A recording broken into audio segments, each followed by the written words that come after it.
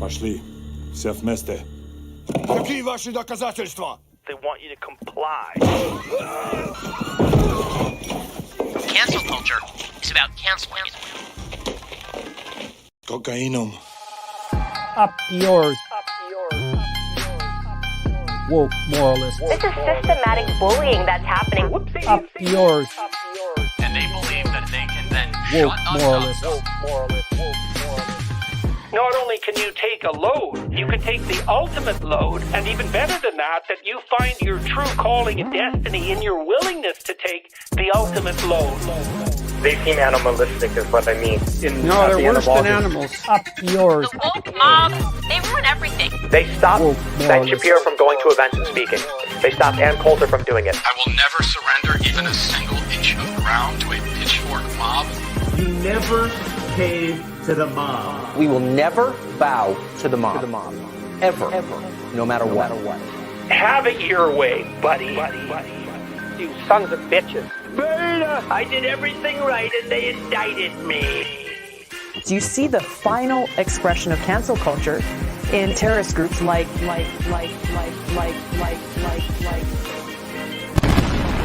We'll see who cancels who. Hey. Howdy. We're back. Back? Oh, yeah, you were gone last week, weren't you? Yeah, both Lance and I were gone. How was your... That's right. So, Mike, first you, how was your week off? It was amazing. I played Astrobot, platinumed it, had a great Nice. time, just relaxed, and yeah. We have two hosts on this show that have both platinumed Astrobot. How about that? What? Me Can and you say that about any other podcast? Any other non-gaming podcast? Lance, you're not. muted. We cannot hear you.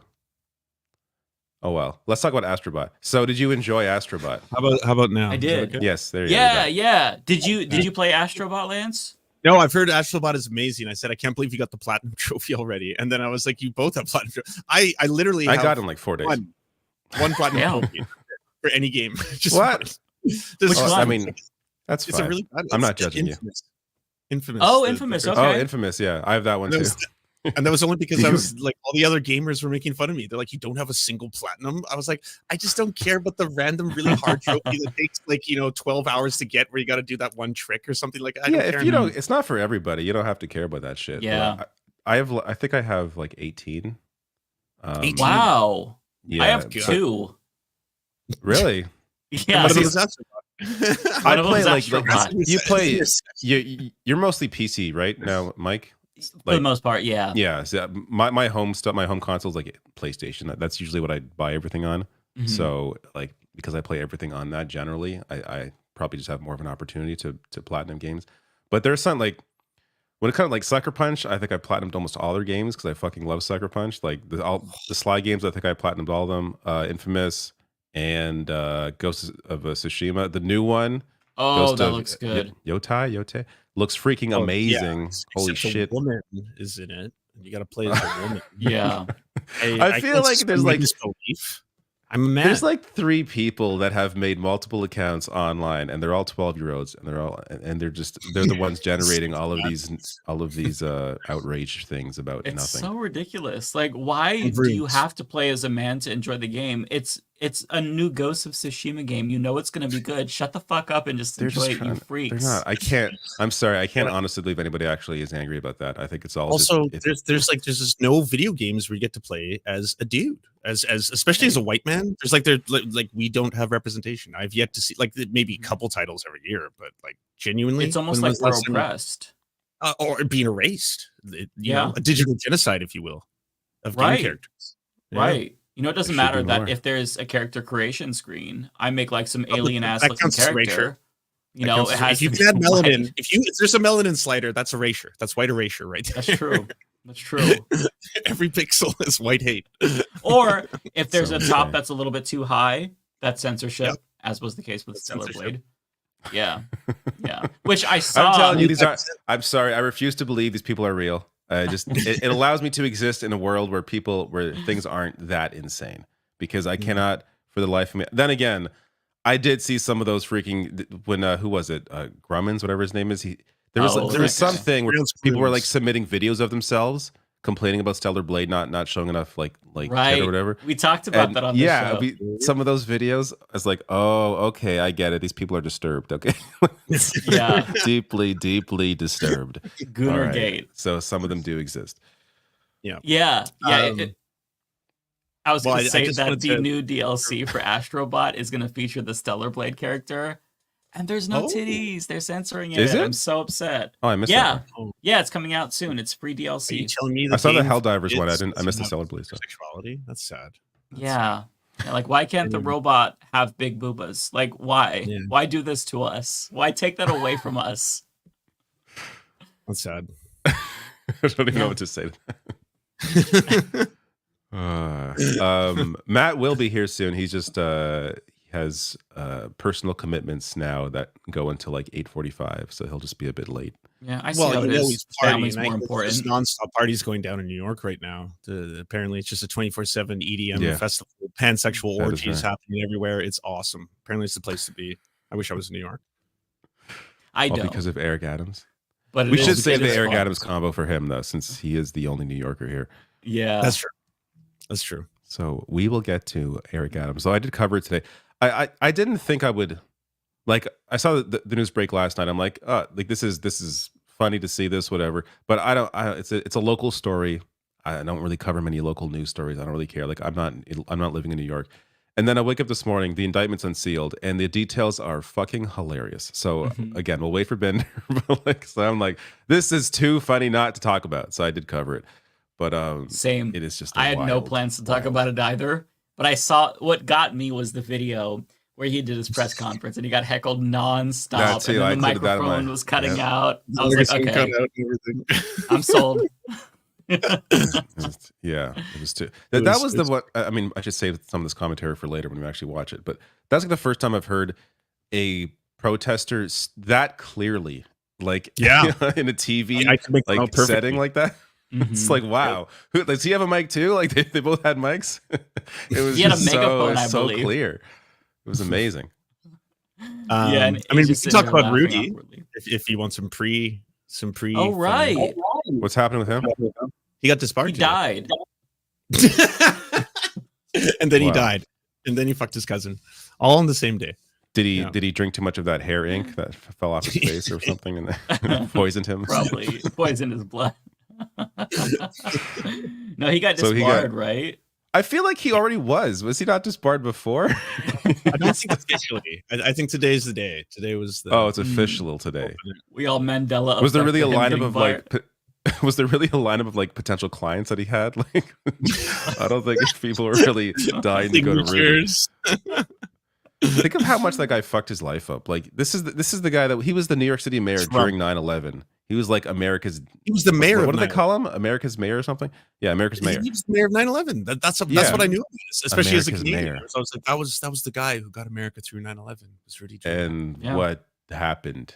Like did his brain? Oh, he was melt a piece first? of shit back then. Like he was still implementing racist stop and frisk policies. Like the guy was still a bad dude. Yeah, right? but you could apply that to like every Republican, right? Like this is like next level for Rudy. Like kissing Trump's ass as much as he did.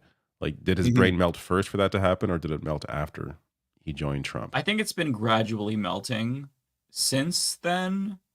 But it's hard to say because the Trump stuff broke a lot of people's brains, but then there was subsequent brain-breaking events like COVID, January 6th. There was a lot. So it's hard to pinpoint, right?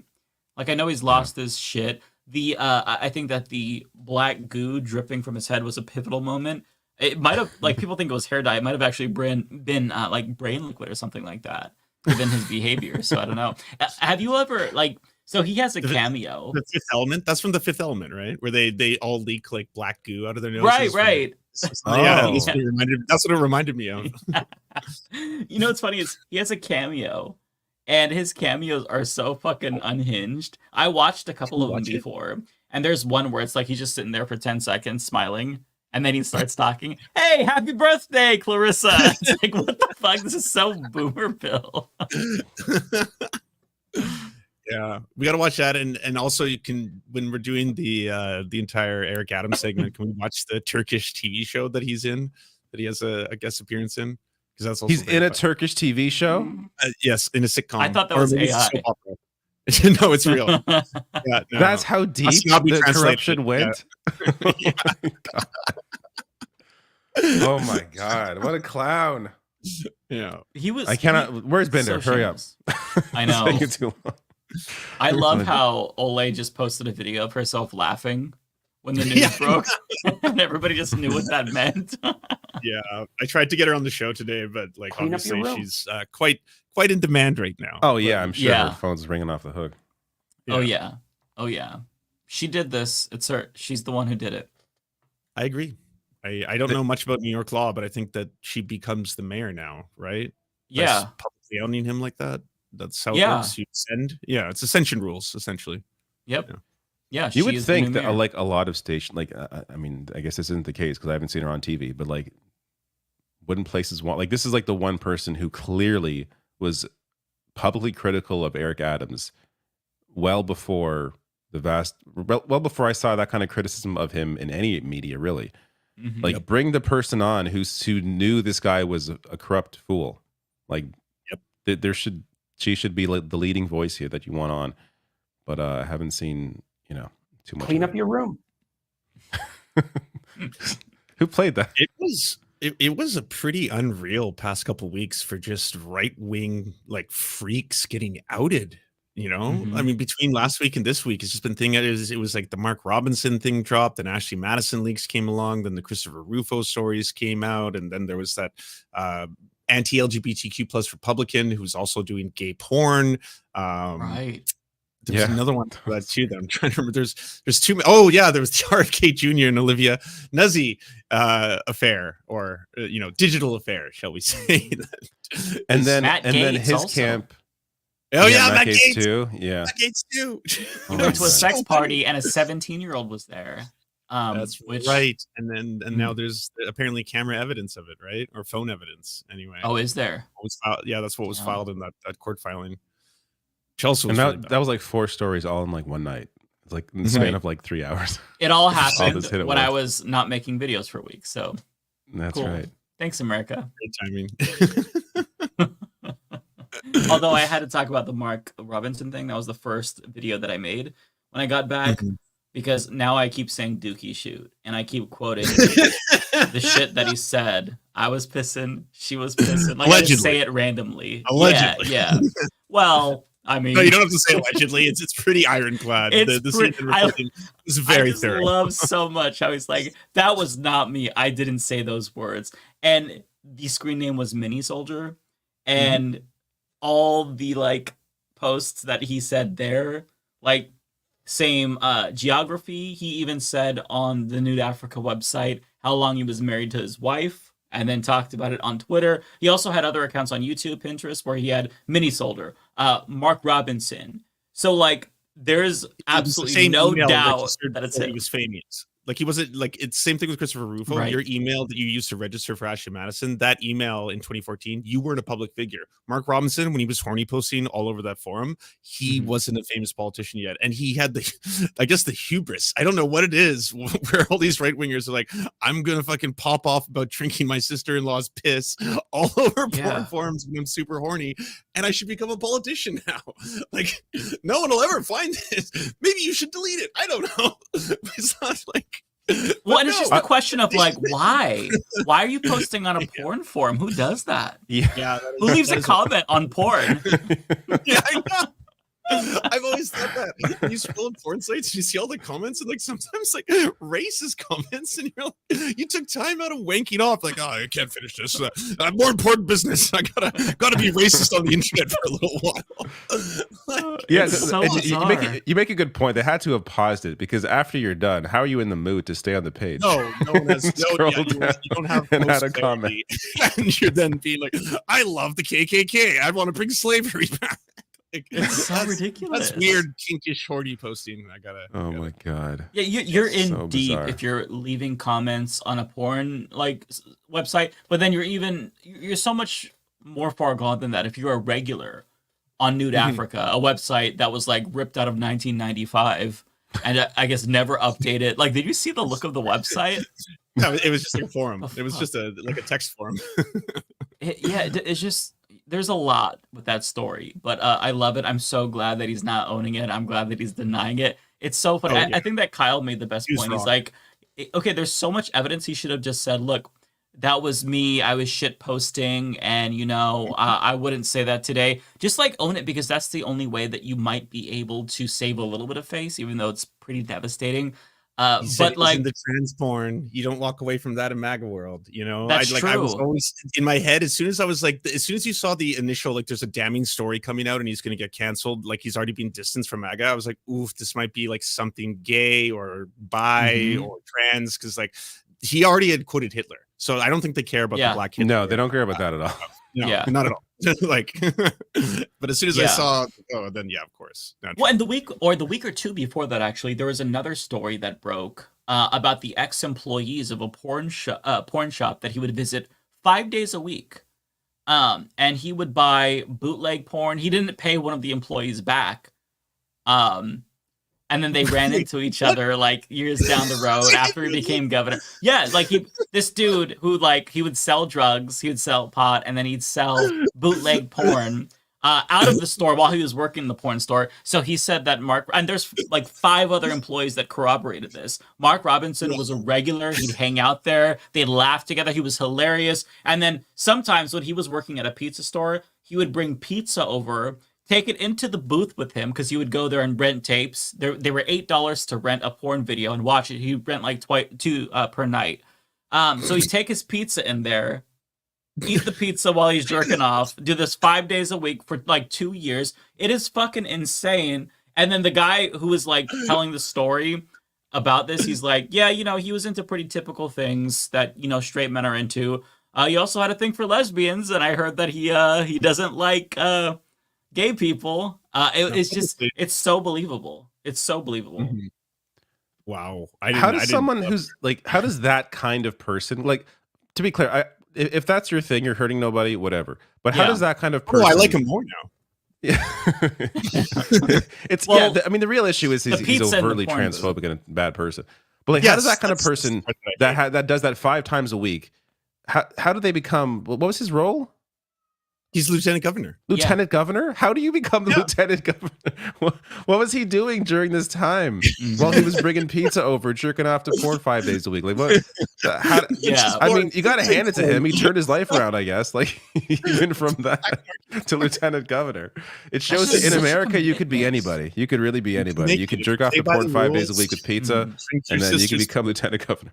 Yeah, this was in the late 90s, early 2000s. And I was thinking about this after, like I covered this on like a Twitch stream. And I'm like, man, if I was able to play video games 5 days per week, that would be so amazing. I could play so many games, but like, I don't have the time for that. But this dude is like, he's jerking off 5 days a week. And that's just like 5 days a week because that employee was there 5 days a week. So, on the off days, he could have been going too. And that's just one location. Who knows if there's other stores? Right. Actually, there were 2 stores, I believe, that he went to. So, yeah. It's insane to me. Yeah. Any Republican who is like hyper focused on like queer people or is very like evangelical and a Puritan, you just have to assume that there's something about them that they're insecure about. Every time. Yes. There has to be, because why else would you be so obsessed with like what other people are doing in their personal lives and like it's a massive tell. Mm-hmm. Yeah. That you actually want to police it, that you want to use the government to control them somehow. That's the next level. I guess it's a fetish, right? It's a that wouldn't be, because this is unhealthy, so it's a paraphilia. They're engaged in bad damaging behavior. Yeah. Maybe. Yeah. So I'm praying for Mark Robinson. He's under attack. This is spiritual warfare. It is spiritual warfare. And I hope I hope that he beats these lies. He definitely is not mini soldier on Nude Africa. I didn't drink off 5 days a week with pizza. With pizza. From black market porn store. Oh, that's awesome. Well, to be fair, the porn shop was legit, but the employee himself, he sold some extra stuff on the side. Yeah, and I love how the campaign was it off menu? Was it stuff they didn't offer? It was off menu. Yeah, it was like apparently it was stuff that was the discerning customer, is what you're saying. Yeah, I don't know what was special about it. It wasn't allowed in North Carolina or something. Like it was just like maybe a little bit too crazy. I'm not really sure, honestly. But like the campaign confirmed that like they knew each other, and oh no, this guy is lying. He's a grifter. He would go into the pizza store that Mark Robinson was working at and stay there for hours. And it's like, because they knew each other. Like he's making it seem like this dude was just a leech who was trying to attach himself to him. But like, okay, if you've ever worked in those types of situations where you're in like a mall or a strip mall or something like that, like you all know each other. Like at Blockbuster, they would come in and they would bring Taco Bell, and then we would give them free candy or shit. Or take away their late fees. You do that. That's what we all do. So that was the relationship that they had. It's like, hey, buddy, you gonna come and jerk off tonight? Maybe. You want some pizza? Sure. That's what they did. So as we wait for Bender here, we can since Bender doesn't care about this topic at all. Let me bring this up. This is some pop culture stuff that I just want to get your thoughts on this. So there's all this. I don't even know how to say her name. So is it Chappell Roan? Is that what that is? Yeah. Okay. Like a church chapel. Okay, so Chappell Roan.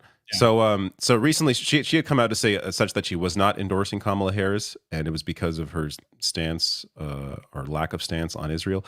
And then but that didn't mean she was supporting Trump. Anyway, so there's like she also said she was going to vote for her. She said, "I'm not." She's still going to vote for Kamala Harris. Party, but I'm not. I hate Trump. Fuck Trump, and I'm going to vote for Kamala. And then there was backlash to her, and now this person, Ethel Cain, who is another person I've never heard of, but she's also an artist, has come out to defend Chappell Roan against people demanding that she endorse Kamala Harris. So I'm guessing you guys really don't like it. Obviously, you don't. You're not angry at Chappell Roan. It's just the backlash was so bizarre to me because this is like some artist that I guarantee you the people that are angry at her haven't even heard of before the news. She's like, now people are like freaking out because, oh my God, now Gen Z's not going to vote because Chappell Roan made an accurate criticism of the Kamala Harris campaign. I don't know. Like, does this have any impact? Very open and outspoken supporters of Palestinian liberation, just first and foremost, and they've both gotten heat for that in the past. But I think the fact that Chappell Roan is getting like I would say an entirely unfair amount for a very like the only problem I had with her take was that she equated Democrats and liberals and neoliberals with the left because she just uses the term "I hate the right, fuck Trump," blah blah blah. But there's also a lot of problems with the left, and so blah, blah, blah. That's the only real criticism I have. But like, I think the reason so many, especially like a lot of liberals lost their minds about it is that they don't realize that this is kind of the very popular sentiment amongst Gen Z, right? Like, there's a lot of American Gen Z voters who feel this way, where it's like they hate Trump. Fuck Trump, but at the same time, they can't openly say that they're going to canvass or work or donate their time, what little free time you have, to a political party that's fueling the genocide. Right? It's not a wild take. Hi, Matt. Hello. What did I miss? I was just sneaking this in before you got here, since we are holding the Eric Adams content for you. I appreciate that. I was actually wondering. I was like, "Oh no, am I gonna miss the Eric Adams stuff? I want to talk about it so bad." No, we're not gonna. We wouldn't do it for the only New Yorker here is on the show. That won't make any sense. I appreciate that. Sorry for being late. But the son had soccer practice, and then I would have been on maybe 10 minutes earlier. But then my daughter noticed that our beta fish died, and that. Oh no! That was she handled it very badly. Oh no! Oh, that's really sad. Yeah. We noticed a couple days ago, and we were cleaning out the fish tank, and we were wondering when they would ask, but it happened right before I was going to come on the show. That's so sad. Oh, then he has to leave to go talk on the internet. I was in here setting everything up, just about to click the join StreamYard button, and all of a sudden I hear her crying, and I'm like, oh no. So oh man. She immediately grabbed a piece of paper and drew a picture of the fish with hearts all around it. So she's yes. That's so Do you have to sweet. tell a story like when you flip a certain switch, then the toilet goes to heaven when you flush it, kind of thing, instead of. Well, we don't flush them. That's okay. We treat our fish with respect, and we bury them out in the dirt, like so they become part of the circle of life. You know, they get in the soil. They. Oh. You could have cooked him up for dinner, but he's to give you an idea of the difference between my son and my daughter. When my son was about her age, maybe a little bit younger, we had a completely different betta fish, obviously, because they don't live that long. And it was his first fish. And just randomly, one day he turned. I wasn't there for this, but this is the story that his mom told me. Randomly, one day he walked up to her and he asked. Fish was completely healthy. They had the fish for a couple months at this point. The fish's name was Seymour, and he just randomly asked, "So when are we going to cook Seymour?" So that's hilarious. Oh, so your son's a sociopath. All right. Just like JD Vance's son. So the clip of JD Vance is like, my son's probably out looking for a building to light on fire. Like, what the fuck? just like me. Oh, I did not. What? Let me find that clip. It's hilarious. Yeah, that was a weird clip.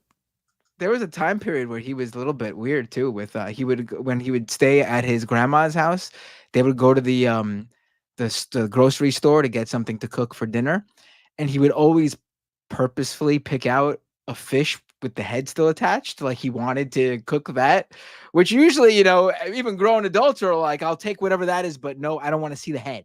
I don't want to look at the face. Yeah. No, he wanted that fish to know. Damn.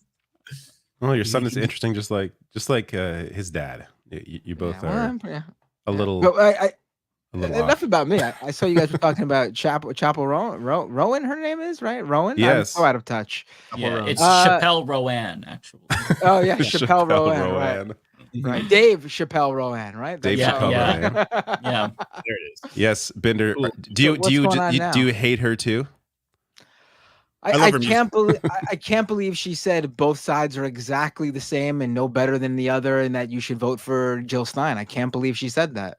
You think she said that? Trump, right? I believe she also said that she would have voted for Gary Johnson if he was running in 2024. I don't even know who the Libertarian candidate today is, so I had to go back to the old Gary Johnson. I know, everyone knows. Yeah, I don't. She also said that she's Oliver part of the something, Dum Dum Left today. What happened? She's what? She said that she's still part of the Dum Dum Left, and she's an avid Jimmy Dore watcher. Yeah, she also said oh my god, that's why liberals are so mad. Yeah, that's why we're I all heard she found out about Jimmy Dore from the Humanist Report back in the day. Hey, fuck you. I went to the live show. Me too, David. Me too. This whole thing, to be serious, this whole thing is so stupid. Like. Right. We talked about it a little bit on the Majority Report. Again, I'm not really familiar with her. I know that big song of hers. I know she's not like a manufactured pop star. She's someone who's been in the game. She's been grinding for a long time, which I respect.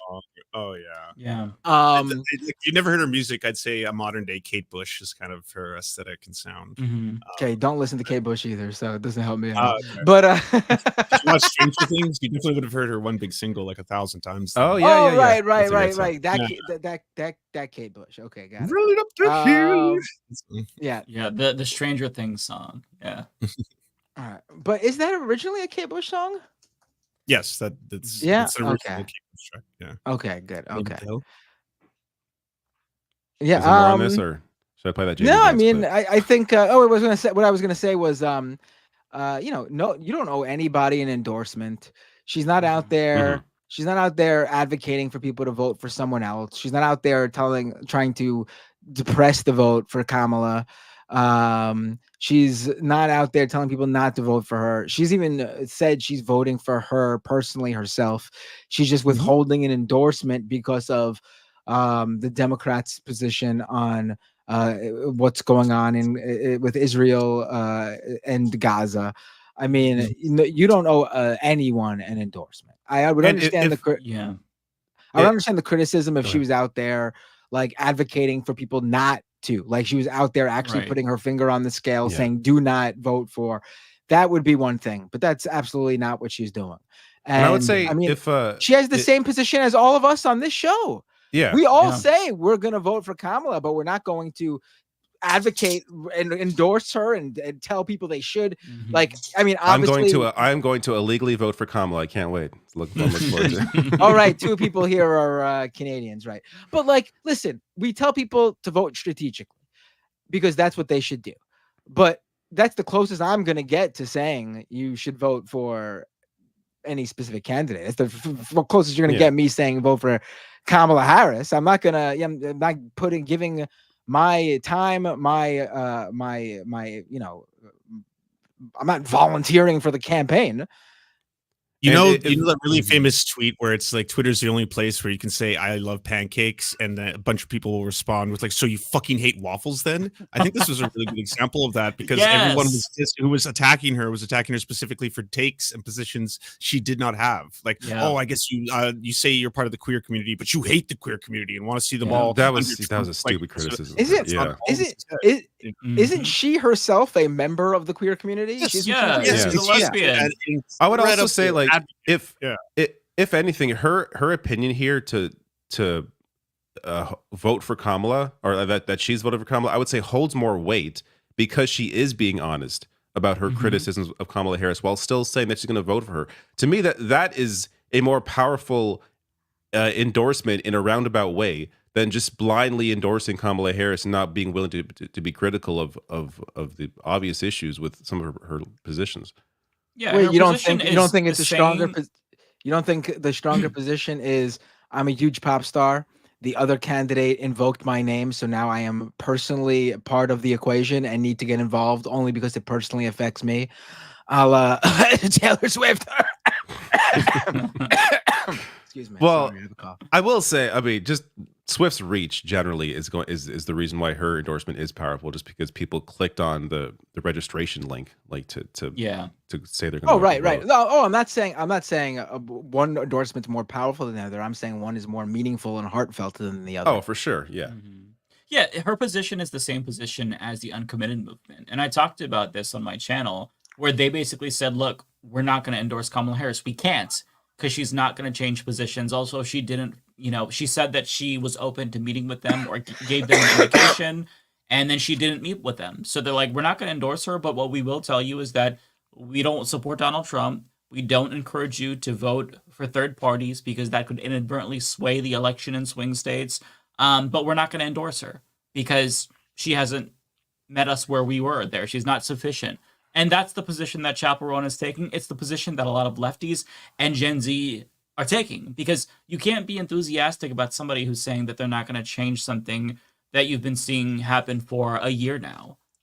You can't even feign excitement about that. There were times where it's like, oh, cool, she took Tim Walz. This is she chose Tim Walz. This is awesome. But at the end of the day, if there's not going to be substantial policy changes, then you can't get enthusiastic about that. So the best that the liberals should accept is that we're saying, hey, vote strategically, but we're not going to endorse Kamala Harris. We're not going to glaze her up. We're going to be honest. Because look, she's fucking up. She's not running the best campaign. Okay, she did good during the debate. She's running to the right on immigration, doing fundraisers with Wall Street. I mean, Jesus Christ, she's lucky that her opponent is Donald Trump, because she's running an awful campaign. Not as bad as Hillary Clinton, not as bad as Joe Biden, but nonetheless, terrible campaign. And I think that somebody, maybe it was Luke Savage, made this point that, like, it really shows that we didn't have a primary. There was no left challenger. So that's reflected in the way that Kamala Harris is running to the center and to the right on a lot of issues. Immigration, that's disturbing to me. Like, with how far the Overton window has shifted to the right on issues like immigration and foreign policy, I hate it. So I'm sorry. I hate that people like Olivia Giuliani are clutching their pearls online saying, oh, you're terrible. Fuck you for both sidesing it. No, she's making a reasonable comment here. She's saying, I'm going to vote for her, but I'm not going to fucking like it, and I'm not going to endorse her. Like, what more do you want? I mean, that person's name. I just want to confirm. She's a paid person from the DNC, and she is. She's so obnoxious. Yeah, it's just terrible. Her posts are terrible. She wanna unfollowed me because I confirm- criticized Democrats. I unfollowed her before she unfollowed me, so I win. Smart. Wait, who are we talking about right now? Olivia Giuliani. Oh, I don't know who that is. She's a Zoomer who's a paid A DNC Zoomer show. influencer, but paid by the Democratic Party to just. Joe Biden is awesome. I fucking love Joe Biden. Yeah, she was defending Joe Biden. Super defending Joe Biden before he dropped out. Like just Wait, the Democratic Party is paying people? 100%. Folks, vote for Kamala Harris and Tim Walz. It's like she's part of the DNC paid influencer type situation. I don't know if she's still part of that, but it seems like it. And she's also like, oh my God, I love Josh Shapiro. I hope he's going to be the VP. And then it's Tim Walz. She's like, I'm so happy it's Tim Walz. Like, shut the fuck up. God, I can't take it. Who's influenced by someone like that? That just seems like insular thinking. Like you're just talking to people who are already going to be like who's like, oh, this person has really thoughtful opinions. Like nobody thinks that. This is, like you know what she's going to say before you're talking to the audience that mouth. already agrees with you. Like it's ridiculous. Mm-hmm. Anyways. All right. So, folks, you heard it right here on Leftist Mafia. What? Whatever you do, What do we hear? get out there and vote for the Donald Trump JD Vance ticket. Not good. Believe me, not good. Speaking of JD Vance, this is the clip I brought up earlier. This is from I think last week, but I saw this and I was like, what? So weird. It's so amazing when you have kids and you see how innate their personalities really are. So the 7-year-old is probably somewhere around here reading a book. He's like his mother. And the 4.5-year-old is much more like his dad. He's probably trying to find a building to burn down or something like that. Who says shit like this about their I think kids? he's just trying to joke, but it comes off weird when he's saying it. Yes, good. Right. It's like, you know what? I actually believe you. I don't think you're joking here. I think you are. Any a arsonists in the sociopath. crowd? Anyone else love to torture animals? Yeah, Just exactly. kidding. I Just kidding. totally believe he killed animals when he was a kid. Like that's the kind of vibes he gives off. 1000%. Yeah. I thought burning down buildings was bad. That's their whole their whole shtick with It is a crime, as far as I know. Well, I don't mean just the crime thing. Isn't their whole thing was like Black Lives Matter? Or there was that one day where the police precinct in Minneapolis or wherever there was some Targets, they won't tell you that it was like some right winger who threw it, but like someone some arsonist burnt down the precinct or something. And that's their go to every single time to make the Property joke crime about, to them is the worst crime imaginable. Yeah, right. It's above murders. It's property crime. Easily. Yeah. Yeah. Oh my God. Should we? These guys. Speaking of crime. Speaking I don't know who. I don't know where you're trying to segue to. I don't know what you're trying to go to. What are we trying to segue to here? I have no clue what's going on. I don't know. There are many possible locations we may be able to segue to. Just like your popular knapsack has. There are so many Eric Adams quotes that are always just in my head somewhere. I have no favorite story. Something as simple as a crack David, pipe. where are you from? Where are you from again? I am from Toronto. Actually, yes, Toronto is how we say it. We don't pronounce the second T. Toronto, right. Did you know, David, that New York City is the Toronto of America? I heard it was these where are you from? Where are you from, Lance? Where are you from again, Lance? Vancouver. Yes, Vancouver. Did you know New York City is Tel Aviv also of the New York. Vancouver of America? I wish I had. You know what? Let's bring that up. I wish I had that ready because that is one. Yeah, here it is. Here it is. I do have it ready. I didn't know that was one of his many things. He goes. It's his go-to. That's his go-to. Oh, I didn't see this. Oh, he is the funniest mayor since Rob Ford, in my opinion. He's a criminal, yes, but this guy is legitimately hilarious. He's actually, honestly, I think in some ways he's funnier than even Trump. Yeah, he is. I think he's funnier than Trump. Yeah, he does have the natural comedy. I'm tired of Trump, so it's, because you know what, I do think Trump is in on it a little bit. I don't think he gets exactly. Yeah, I don't think he gets exactly what it is that people find funny, but he knows he's funny and he plays it up. This guy's got no fucking clue. He's got no clue. That's part of the secret sauce. That's what makes it so funny, exactly. Right? That's why it's so funny. He thinks he is respected and people listen to what he says and that the words coming out of his mouth are like Shakespearean. He thinks he is so fucking smart. Yeah.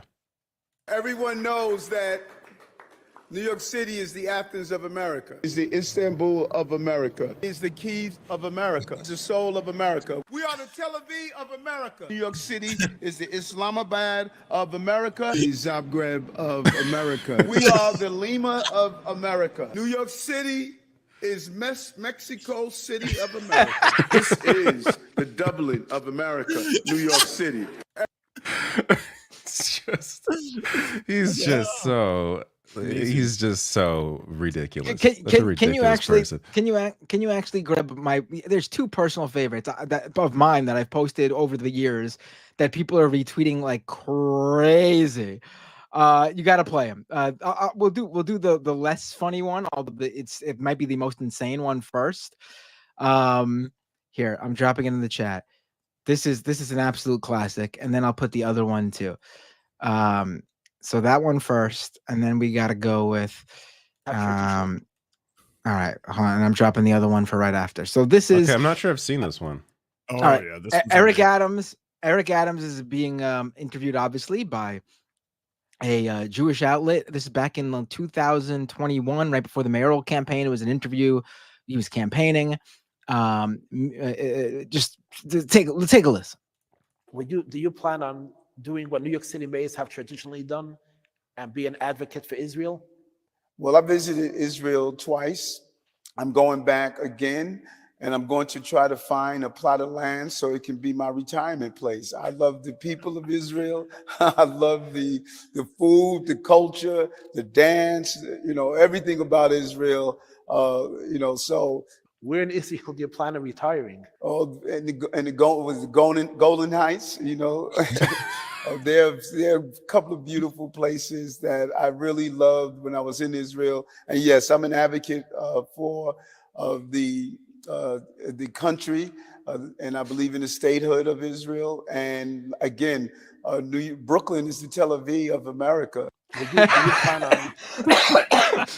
Said this thing. He's just so lost. For people who don't know, like Golan Heights is occupied, is Israel occupied Syria.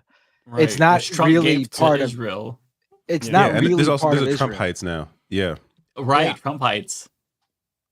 But not recognized, I think, internationally under the UN, right? Is kind of where the controversy comes It's from. It was probably in the news at the time. That's why it was on his mind, because it was around the time when that all happened. I mean, the most obvious thing to say, the safest thing to say would just be like to say Tel Aviv. Like that would be the safest possible place you can say. But no, he went with a globally recognized places where Israel is occupying. I mean, he's so stupid. Do you think he probably didn't even know, that the Golan Heights is occupied? He doesn't. Definitely does not. Yeah. Otherwise, he would have just. I'm going to a new settlement on the West He Bank. probably also doesn't care. Like that's also, right. Yeah. Yeah. He may not know, but he doesn't care. I mean, you ask him now. Who knows? He might say, "I'm getting in my reservation for some of that beachfront property in Gaza." You know what I mean? This is the kind of guy he is. He would say something that crass.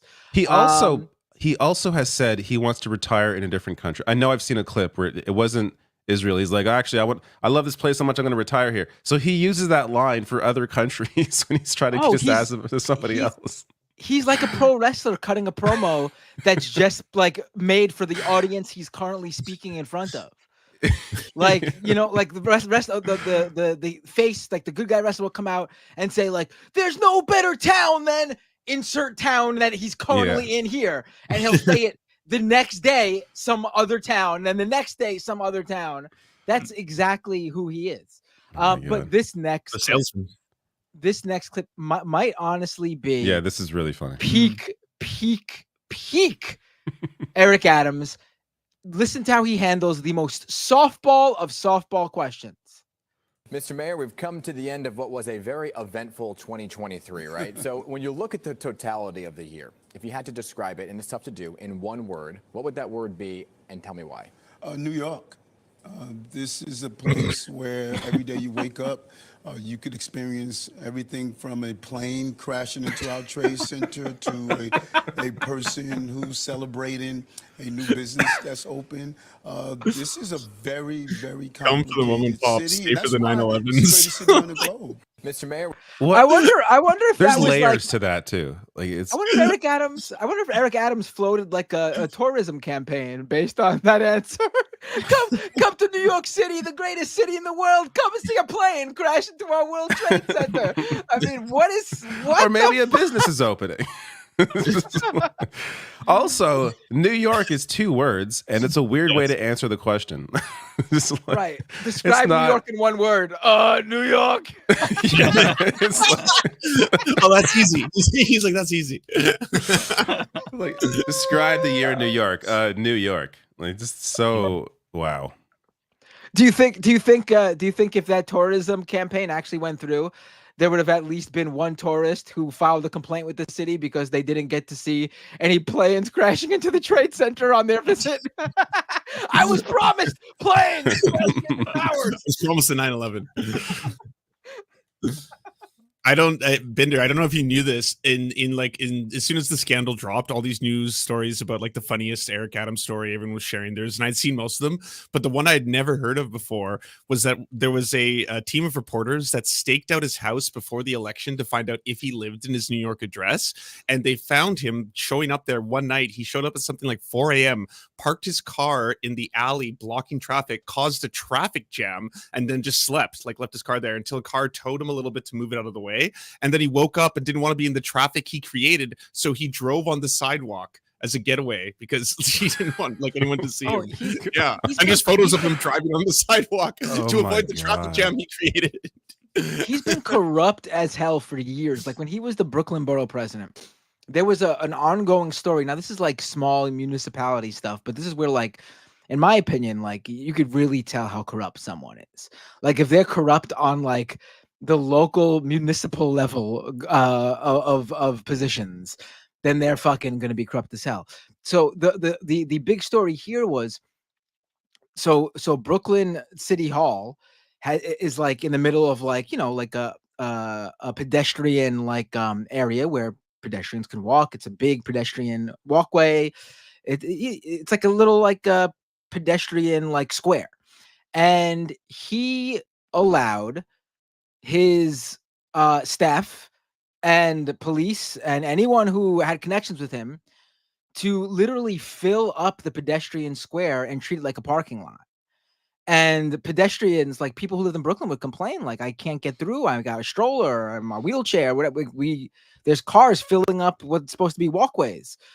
No, it was his personal parking lot that for whoever he decided to allow. So like small board things like that. The dude is like the most corrupt. And when so I guess let's talk about it. Let's get really into it now. So last night, as you all know, came out that Eric Adams was indicted. It didn't the indictment didn't come out till earlier today, but what was interesting was just before the indictment was reported yesterday, AOC, who I'm going to assume she had some heads up, being that she's a House member. Someone must have told her something, because earlier that day, yesterday, she had called on him to resign. And he basically came out and put out a statement attacking AOC, saying, how dare she say something like that based on rumor and innuendo. It's just not true. He hasn't been charged with anything. And then a few hours later, it becomes clear that he's being charged with something. And then today we find out that he's being charged with a hell of a lot. I don't know if any of you have it in front of you. I'm sorry, I got here a little bit late, so I don't have the indictment in front of me. Find it's a bribery, wire fraud. What else is it? There's 5 charges altogether. With a foreign government or something worded like that, right? Right. Because of all those flights to Istanbul. There's actually investigations involving, so don't be surprised if there's more, involving a number of countries where he apparently had inappropriate sort of foreign financial or otherwise relationships with. And one of those countries is Israel, by the way. So it'll be interesting to see, you know, if someone paid him to say he's retiring in the Golan Heights. But here we go. Excuse me. So charged with conspiracy to commit wire fraud, federal program bribery, receiving campaign contributions from foreign nationals, wire fraud, 2 counts of solicitation of a contribution by a foreign national, and bribery. And some of the details are just, they're hilarious. Like at one point for the flights. Yeah, like so a representative of Turkey goes to his aide asking if he wants to take, if Eric Adams wants to take some money, and the aide's like, I don't think he wants to that sounds illegal, he doesn't want to do that, and then but I'll ask him. So and then in the indictment it's like that after asking Eric Adams, the employee is surprised to find out that Eric Adams is actually very happy to take the money from Turkey, and essentially it's called a straw donation, so it's through, I guess, a New York citizen, so it looks like it's real. And then there's a New York City matching funds. So he ended up stealing $10 million in public money through matching funds from Turkey. This is the excuse me, sorry, I got a cough. This is actually, I think, the big one. Like, I know people are spending a lot of time on the funny stuff, but this is the big. But this is the big one here. Like, in order to hide these illegal donations, they had to funnel it to make them look legal. And in doing so, those funds were eligible for public matching funds. So basically in New York City, for local races like the mayoral race, you raise a certain amount of money and the city matches it. Now, this is meant to help out like, smaller campaigns, but here we go here it works for this too. And so basically, like David said, $10 million was given to Eric Adams and his campaign based on funds that were illegal contributions, meaning he stole $10 million from New York. He stole $10 million from New Yorkers. This is the same guy who cut funding to our public school libraries and took away a whole day of the library being open from New York's children, and frankly, anyone who wanted to go use a library for months. The New York public libraries were closed every Sunday because Eric Adams cut funding. This guy said there was not enough funding for our libraries, but we could give him and his campaign $10 million. This guy needs to resign. This guy needs to resign. Well, yeah. I think he's going to jail, isn't he? Like, this all seems pretty bad. I mean, I'm definitely not a lawyer or anything, but like every single person I know who does or works with lawyers has been like, this one's pretty rugged. It's a lot of very serious charges from a federal investigation. And yeah, if they have a lot of damning evidence from all the seizures of his phones and other stuff like that and records of the transactions. Oh, speaking of the phone, did you guys see this? We can go into the hilarious stuff now. So apparently, when news broke that there was an investigation into all this, Eric Adams claims that he changed the password of his personal cell phone from a 4-digit combination to a 6-digit combination so he could preserve what was on the phone, because he didn't want his staff to try to delete anything. He wanted to help out the investigators. But when the investigators came to confiscate his phone and they asked him for the password, because he had just changed his password, he conveniently claimed that he forgot what the new password was and couldn't help them. It's like someone in grade 7 forgetting their homework. Like it is so obvious he is lying. Like, as you say, he says he increased the complexity of his password from 4 digits to 6. Adams had done this, he claimed, to prevent members of his staff from inadvertently. Why would they inadvertently try to get into his phone? Is the first question. But inadvertently or intentionally. Also, why would they intentionally try to get into his phone? Deleting the contents of his phone, because according to him, he wanted to preserve the contents. Like, it's just obviously. But then he forgot the password. Yeah, and then there's another great moment. Exactly, another great moment. This isn't Adams himself, but it's another great moment where a staffer is being interviewed by the FBI, and during the interview, the staffer excuses himself. So I don't know if it's a guy or a girl. The staffer excuses themselves so they can go to the bathroom, and investigators found out that they actually went to the bathroom to delete the encrypted messaging apps on their phone in order to destroy evidence. Yeah, communications between them and Adams, them and the Turkish official. It's so fucking funny. The airline too. God. The airline, yeah. There's a bunch of amazing airline ones. One is his partner, which I didn't know he had a partner, his partner was confused apparently because Eric Adams had told them that they were taking a trip from New York to France. And when the partner contacted them, Eric Adams told them that they were in Turkey. And apparently Eric Adams' response was, you know, my first stop is always in Istanbul, baby. Yeah. And the reason why that was because whenever he could, he would use Turkish Airlines because they would give him free flights. Or in order to help him get away with the taking the freebies, they would charge him lesser rates. There's one conversation. It's even that's amazing, where funniest one. Eric Adams needs a flight. The Turkish Airlines person is like, "Oh, excuse me. Oh, for Eric Adams, no problem. Just $50. And they're like, and the staffer gets back and they're like, yeah, the people are watching him now. Yeah, that's absurd. I think $50 is absurd. You got to charge us a more realistic price. And the Turkish Airlines person's being all silly about it with like smiley faces, like, oh, you tell me how much to charge and I'll take care of it. And they're like, and the staffer's like, well, you got to charge him at least $1,000. So they end up charging him $1,000. But the extra kicker on top of that is Eric Adams was given a rate of $50, but he asked to pay $1,000 so it looked more realistic. But in reality, the actual ticket price, the ticket value of those tickets wasn't $50, wasn't $1,000. It was $15,000. Which again makes sense for first class or business class on. But he paid $1,000, so clearly it was all above board. It's all fine. This conversation I find so hilarious, though, the one with his partner, because his partner apparently wanted to go to Chile, and you're showing the wrong one. You're showing the wrong. Oh, yeah, it's the wrong one. But it wants to go to Chile, and Eric Adams is like, does Turkish Airlines fly there?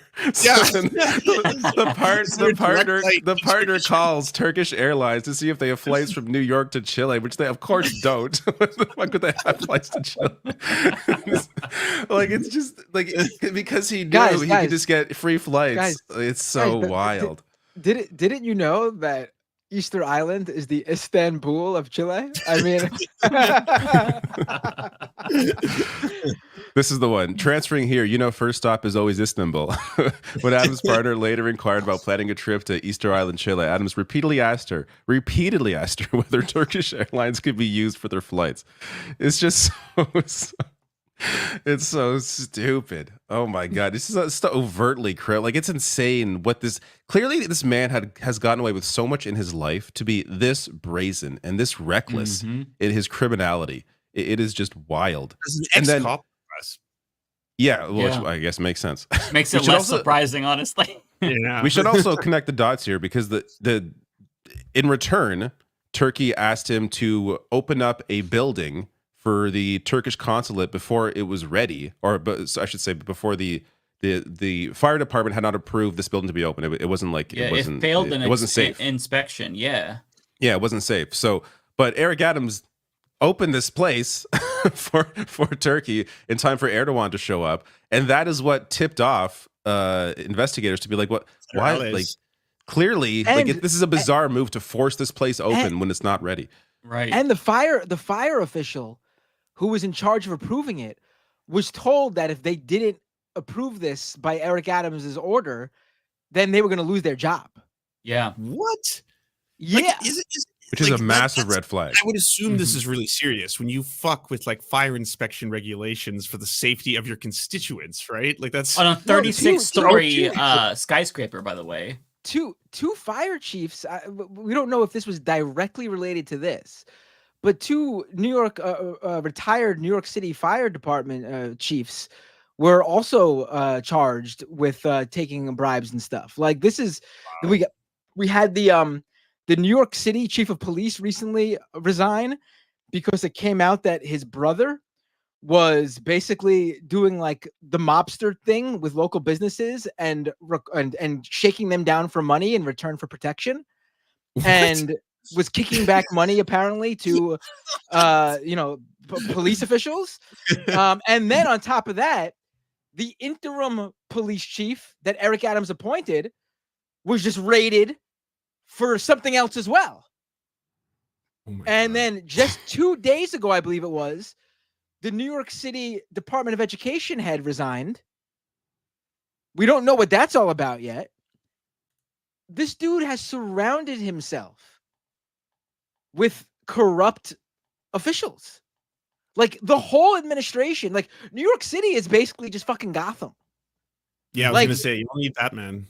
That's what it's sounding like. Or he's just standing up for New Yorkers. That's why he's there. They're coming after him because he stood up for New Yorkers. Yeah, he's being targeted. It's very telling that Republicans and like influencers who are conservative are supporting him.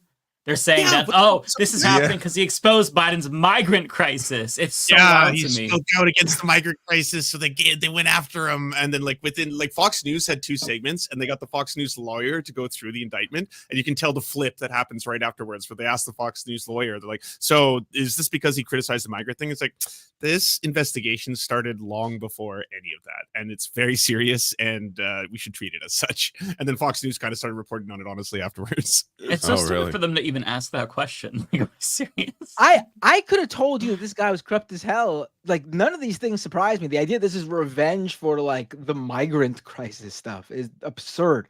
This guy's got so much. Listen, I'm sure every fucking New York mayor has been corrupt as hell. I mean, it's New York City, and our mayors have actually all fucking sucked. People think this is some like progressive mecca because it's New York City. We're the city that elected Rudy Giuliani to 2 terms. I mean, come on. I mean, but like Eric Adams was so openly corrupt on your cops. Like it's $11 billion, right? That's the NYPD. Yeah. I remember Bloomberg was flaunting that he had his own personal army that went with the NYPD. Like he would call them that. Can you imagine how I like New York as it is? Can you imagine how much better the city would be if it was properly run? Like it's wild to think that despite how terrible these mayors have been, that the city has managed to still and it's because of the people, because of the culture. It isn't because of Yes. Well, there was that big story a couple of days ago where how Eric Adams basically filled up the subway system with cops to crack down on people jumping the turnstiles. That's right. And there was a situation a couple of days ago or a week or 2 ago where the NYPD shot 4 people because they were chasing down a guy who jumped the turnstile. They shot the guy who jumped the turnstile. They shot 2 bystanders. One guy they shot seriously in the head. And I believe he's got brain damage. And they shot one of their own cops. And Eric Adams tried to sell the whole thing as like an attack on cops. He was like our brave. Oh, he said it was a good. He said it was a good. He said it was a good shooting, and he's defended them. This was over $2.90. Eric Adams is chasing down New Yorkers over $2.90 while he's fucking stealing $10 million from us. Yeah, that's insane. But the people love him, Matt, as you can see when he appeared here. This is his appearance, public appearance.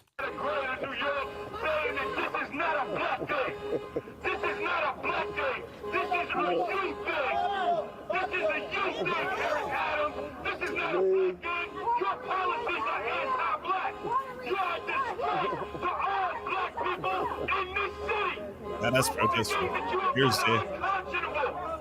You hurt our schools. Our streets are dirty. Our children are harassed by the police. This is ridiculous. This is ridiculous. You can shush me all you want, but the people are with us. And this is not a black day. This is a justice day. First of all, I want to thank you for being here this morning. You gotta love the. And I want to thank. You gotta love the car alarm going off behind him too. Yeah. Yeah. I mean, things are under control. He's just like dumb. Like let's just take that moment. Like obviously this is just a silly moment, not big picture, but like even on this level, this is how this guy is so careless. You just got indicted.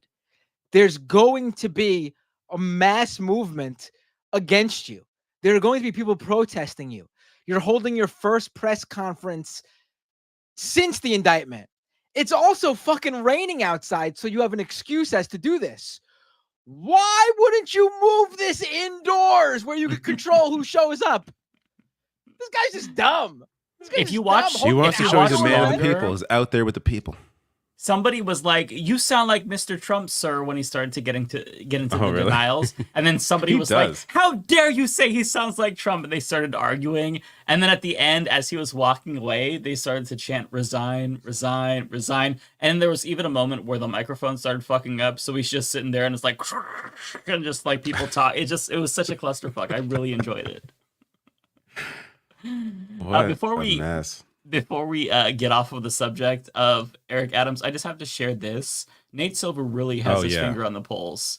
It's probably foolish to think an NYC mayor will successfully translate into being a national political figure, but I still think Eric Adams would be in my top 5 for who will be the next Democratic presidential nominee after Joe Biden. This was from 2022. Complete fucking idiot. Nate Silver, once he stopped looking at numbers and attempted to get into punditry, it just completely... He's a fucking moron. He is a fuck. He's one of those guys where like he's only good at one thing. He's only good at math. That's it. Yeah. Like, you can't do anything else, bro. Like please, you get off Twitter. Like don't even speak. just sit there in your room, crunch the numbers, and that's it. Like you can't. He's do a shit Dr. Ben Carson, isn't he? Where he's like, you have this world-renowned brain surgeon, but then he talks about politics, and it's like, oh, he doesn't know what the fuck he's talking about. That's always Nate Silver. wrong. Same with Sam Harris. Whenever he gives his opinion, he's always wrong. Yeah. I hate that. I hate when people who are like doctors in something very specific, like you're a neurologist. That's you know so much about that one specific topic, more than like any of us will ever know in our lifetimes. But at the same time, you're going to talk about like 1350 black crime statistics and stuff like that on your podcast. Like, what the fuck? You know, it's really turned me off. People like Sam Harris. Yeah. They get that clout from like that one thing that they may have knowledge of, and then apply it or try to use that clout in anything else, and it just they're exposed. Anyone that knows better, they're exposed. But it's unfortunate that a lot of people fall for their bullshit because they're like, "Oh, this guy's a genius. He must know what he's talking about." Yeah, he's a doctor.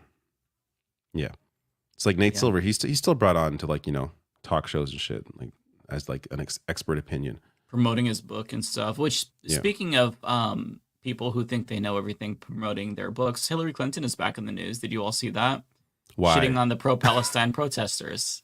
And also promoting her brand new book. I heard of this. I did not see this. It's really bad. I didn't do a video about this. I was seething, though, listening to other people's commentary on this. I watched Majority Report and Secular Talk's coverage of it. And yeah, she basically talks about how these protesters at Columbia University, they are not just, pro-Palestinian. They're pro-Hamas. And on top of that, she went full Alex Jones, and she insinuated that they're being paid by Iran to do these protests because they're just not organic. It was so bad. And she's doing this before an election. Like, she's pushing her book. She's trying to hawk that bullshit before an election. So she's capitalizing on that. And then she's saying something that is turning off young people to the Democratic Party. Like, if she actually wanted Kamala to win, she would go the fuck away. But like, part of me actually thinks that she wants Kamala to lose, so she doesn't see like a woman president because it has to be me. So there can never be anybody else. She's trying to make it about herself. When you said hawk, and then followed up with hawk her book, I thought you were gonna say she said something about the Hawk Tua girl, and then I got this vision of Hillary hearing the Hawk Tua thing, not knowing anything about it, just like how she said Pokemon go to the polls. She's like, Hawk Tua the polls. You went on a whole mental tangent off of that thing Mike said. That's hilarious. Speaking of, so since you brought her up, the Hawk Tua girl. Speaking of trying on jobs, she just launched a podcast called Talk Tua, and look at this. I said we weren't doing this. Look at this. How depressing is this? Look at the top three. It's a communist podcast on the top. To be fair, knowing nothing at all about the Hawk Tua girl, I haven't even heard her voice. I would probably take her over the other three. So. Oh, for sure. Yeah, I'd rather see her there than the top three. Of those four, that's true. I would listen to it before the other. Absolutely. Oh God, Yeah. nightmare podcast rotation. I would rather listen to her talking about hawking a loogie disgustingly on dicks than the Nazism that we see in the top 2. Is this Also, what is it? What is it with ranking Spotify? like one state or something, or is this all America? I don't know. This was shared by This is USA. Oh my God. But wait, this is just on Spotify though. If you look at Apple Podcast, it's like completely different list. Is it? I don't know what it is about Spotify. Joe Rogan, that's what it is. I mean, I know why Joe Rogan, because they have to deal with Spotify. I know, That's but where you gotta he listen. brought in the podcast listeners there, and guess who his audience is? He brings in the rest of Right, them. that's right. I mean, also maybe there's a particular, because I don't think that's helping out the Hawk Tua girl. Maybe it is a bit, but you know, You're right. On the probably is a little bit. So the number 1 podcast on Apple Podcasts is 60 Minutes. Number 2 is The Daily by the New York Times, then Criminal Attorney, then Scamanda, then Witness Night Shift, then Joe Rogan at number 6. Joe Rogan's number 6 on Apple Podcasts. All right. Okay. I respect the Apple Podcast audience more than the Spotify audience. Right. Oh God. Then Pod Save America. They're still doomed. Oh God. But honestly, I take that over the Candace the rest of them. Yeah. And Tucker Carlson. God, what a grim state of affairs that we're in. I was looking for new books to read, and I saw, like, I just went to like the top charts. You see Vivek Ramaswamy's new book. Then you go one down or a couple down. There's Melania, and just all this conservative garbage. And it's like, why, America? Why? You should all be buying Mike Figueredo's new book. I have a copy of it. Yeah, buy that book. That's who you should purchase. I pre-purchased that book on Amazon. They canceled my order, telling me that they could not fulfill it. What? What's going on here? Because it was too woke, right? Yeah, I got the same thing. They canceled it on me. Too woke. Yes, they canceled it. I have the email. They canceled my order. I'm like, what's going on here? Amazon is so bad. I don't know. Did they not ship to Canada? Is that what it is? It should be able to ship to Canada because it's fulfilled by a Canadian company. It's like Rakuten or something. You can buy it from there. You got it off Amazon? Yep. I know that why mine was when canceled. it first came out, it sold out apparently, but I don't think it did sell out because it wasn't reflected that in like the numbers that I was looking at. And then they raised the price to like $25. I'm like, is that supposed to be $25? It's not even 200 pages. Like, I didn't set this. Wait, they raised the price without telling They you? raised the price. Wow. It's set at $14.99 for the physical and $10 for the digital. And they raised it to like $25. It's back down to what it should be. But I'm like, what the fuck? I don't think I'm gonna see that. Like, fuck you. Like, I get like $2 per book, and you're getting like, how much from this, Amazon? Fuck off. Oh no, my book is going up in price. I swear I'm not behind it. Sure, Mike. Yeah, we know. We know. Apparently it's sold out again. No, I got the worst problem. Shucks. But yeah, America, buy that book. It'll I swear I'm not seeing any money from my book that's self-published being sold. I promise you. I don't think it's promising that. The only reason I bought it is so I might get some money. Yeah, it's. I just did because I want to leave a review in the Amazon. You can only do it if you purchase the product, so that's why I wanted to do it. Oh, you can. Oh, okay. That explains why it wasn't brigaded yet. I'm like, why haven't right wingers rated down my book on Amazon? This is so They'd have to weird. buy it to do it. That's oh, okay. Interesting. Yeah, here we go. Order placed June 1st, and it's under the canceled. They canceled it on me because they couldn't fulfill it. That's very bizarre. Amazon hates me. They They also kicked me out of their program back in the day where you can use the link. And like if people use that link to shop on Amazon, then you get like a kickback. So I was using this. Well, they kicked me out because they linked to a video saying I violated the terms. And apparently I was saying that they should bookmark the link when you're not supposed to do that. But the video that they pointed to was a video of me talking about Jeff Bezos and his greed and exploitation. And that's funny. Specifically the one that they sent me. So they're like, we're removing you from the program. Like, oh, fuck off. Wow. I wasn't That's making any really money from funny. it anyway, so I don't give a shit. That's really funny. Yeah. I didn't know that you can't tell people to use your link that way. I had no idea either because everybody else was doing it, so I was as well. I was just starting out. So I'm sorry, you can't do what? I don't have one, but you can't do what? You can't tell people. You can't tell people to bookmark it and use it. Then you can say, what's hey, the buy this idea product behind from that? Amazon, and then Okay. if they use that link, then you get like some commission or something. Like I think it's a really small amount, like Okay. it's 2% or something like that. I guess But their thinking is that bookmarking it gives like you an unfair advantage. But if everyone's saying it, Yeah. then it wouldn't matter. yeah. Well, apparently everybody stopped saying it, and I didn't get the memo. I wasn't really I wasn't paying attention to it. I just had it.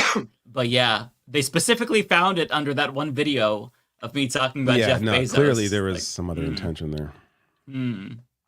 It was a Are we going political to witch talk hunt. about Ken Klippenstein getting 1984'd at all? Yeah. He'll be back. Yeah, he will be. We need a new Twitter files for this. Can anybody ask Matt Taibbi if he can look into this? Well, they according to Twitter, the reason they suspended him was because the dossier included personal details about JD Vance that would be considered doxing, like his personal home address, apparently his social security number or a portion of his social security number. And didn't link directly to it though. He linked to his Substack, which had a link. Right. He right. It's absurd that they're getting that level deep because why it's not the dossier wasn't posted on their platform. He you know what I mean? Like they clearly targeted him because of what it was about. But also I sort of wish I don't think I don't think that particular information has any public value, regardless of what your feelings on it are. So it would have been interesting to see if he had, just blurred out specifically that information. If they would have suspended him. They said it revealed his social security number, and it didn't. It has a couple numbers, then XXXXX. So I mean, again, you'd have to right. I think there's 10,000 combinations. They use that. My assumption is my read on this is they use that as the excuse because it does, I guess, fit what they're again though the fact that he didn't actually post the document itself sort of and they changed your Twitter policy falls apart. for hacked releases too, right? Post Elon, it actually falls within the bounds of his new Twitter policy, not the old one, but the new one. I think his hacked materials policy, I believe it might be even more stringent than the previous one. Not according to the Yahoo article I was reading about this, like right before the stream. Well, there's a Wired journalist. I think his name is Del Cam. He's been banned for Twitter for good because he posted the Matt Walsh. Remember when Matt Walsh's phone was hacked? He posted that material and he's banned for good for doing that. Wow. But if you're a Nazi, it's perfectly fine. Yep, of course. Right. It's weird where the lines are drawn. Like you want to ban someone over that, whatever. You have your rules, but for you to have a line for that, but not a line for the most vile, fucking disgusting people in the world is a little interesting. Yeah, he brought back so many people. He brought back Nick Fuentes. We see open Nazis. There was a fucking photograph that some guy had shared of a little girl Sig Heiling with a swastika on a shirt saying, "Yep, raising her right," or "proud dad." It was something like that. And it was like I saw that somebody had shared a screenshot of it, and I'm like, "What the fuck? How does this happen on Twitter? Like, this is why the ads aren't coming back." Like, he understands this, right? This is why they're not coming back. I mean, I don't think he cares. I mean, okay, it's clear what the issues. It's clear what the issues are. A pre-Musk version of the policy dated 2019 stated that posting or linking to hacked content is prohibited. Under this policy, links to a story by the New York Post about Hunter Biden, the current president's son, were banned. But in October 2020, Twitter changed its policy to say that it would no longer block hacked materials after an outcry about how the company had handled the Post story. Straight blocking of URLs was wrong, and we've updated our policy and enforcement to fix it, wrote CEO Jack Dorsey.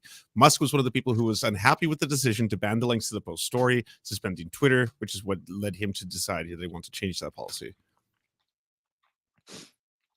But according to The Verge, it still doesn't fall under that policy. It's just like he didn't directly link to the hacked material. He did it to a secondary source. They've banned all links to Ken Klippenstein's personal site. So you can't, on Twitter, you can't link to the article from Substack at all. Jeez.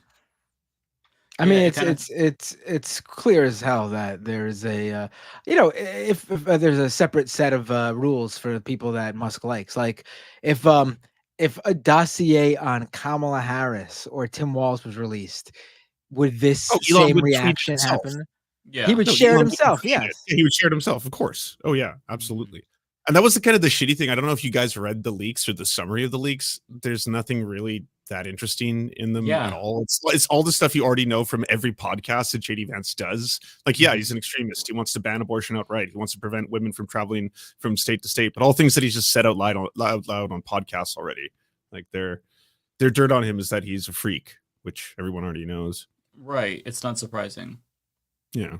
Which is probably why I think a lot of other news organizations didn't publish it, because even though like publishing a dossier, that seems sensationalist, but it's not surprising. So they were trying to take this high and mighty approach, like, oh, we're not going to do that. We're not going to engage in that one. It's like, yeah, but really you would if there was something to be gained, but there's really not, because it's not really that big of a bombshell. So Ken Klippenstein doing this is not like, it's not a big deal. But I think that Elon Musk is making shit up as he goes along.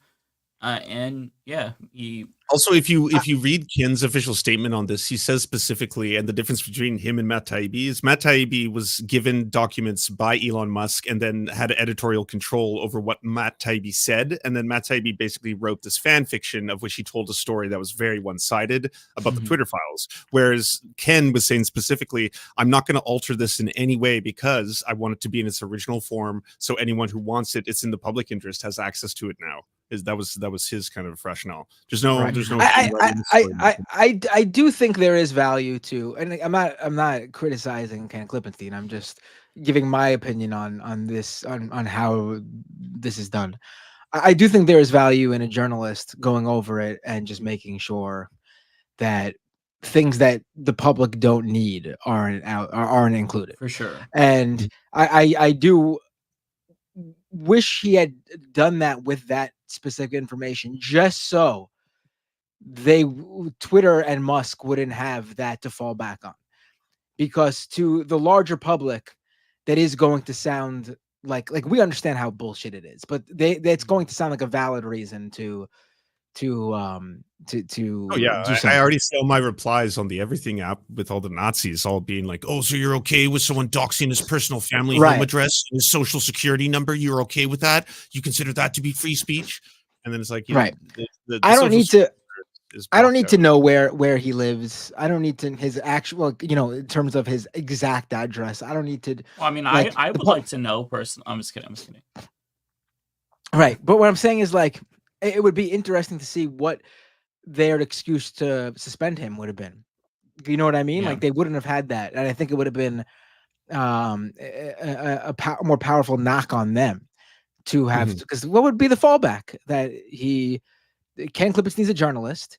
He received leaked material like any other journalist does from whistleblowers or whomever, and he published it.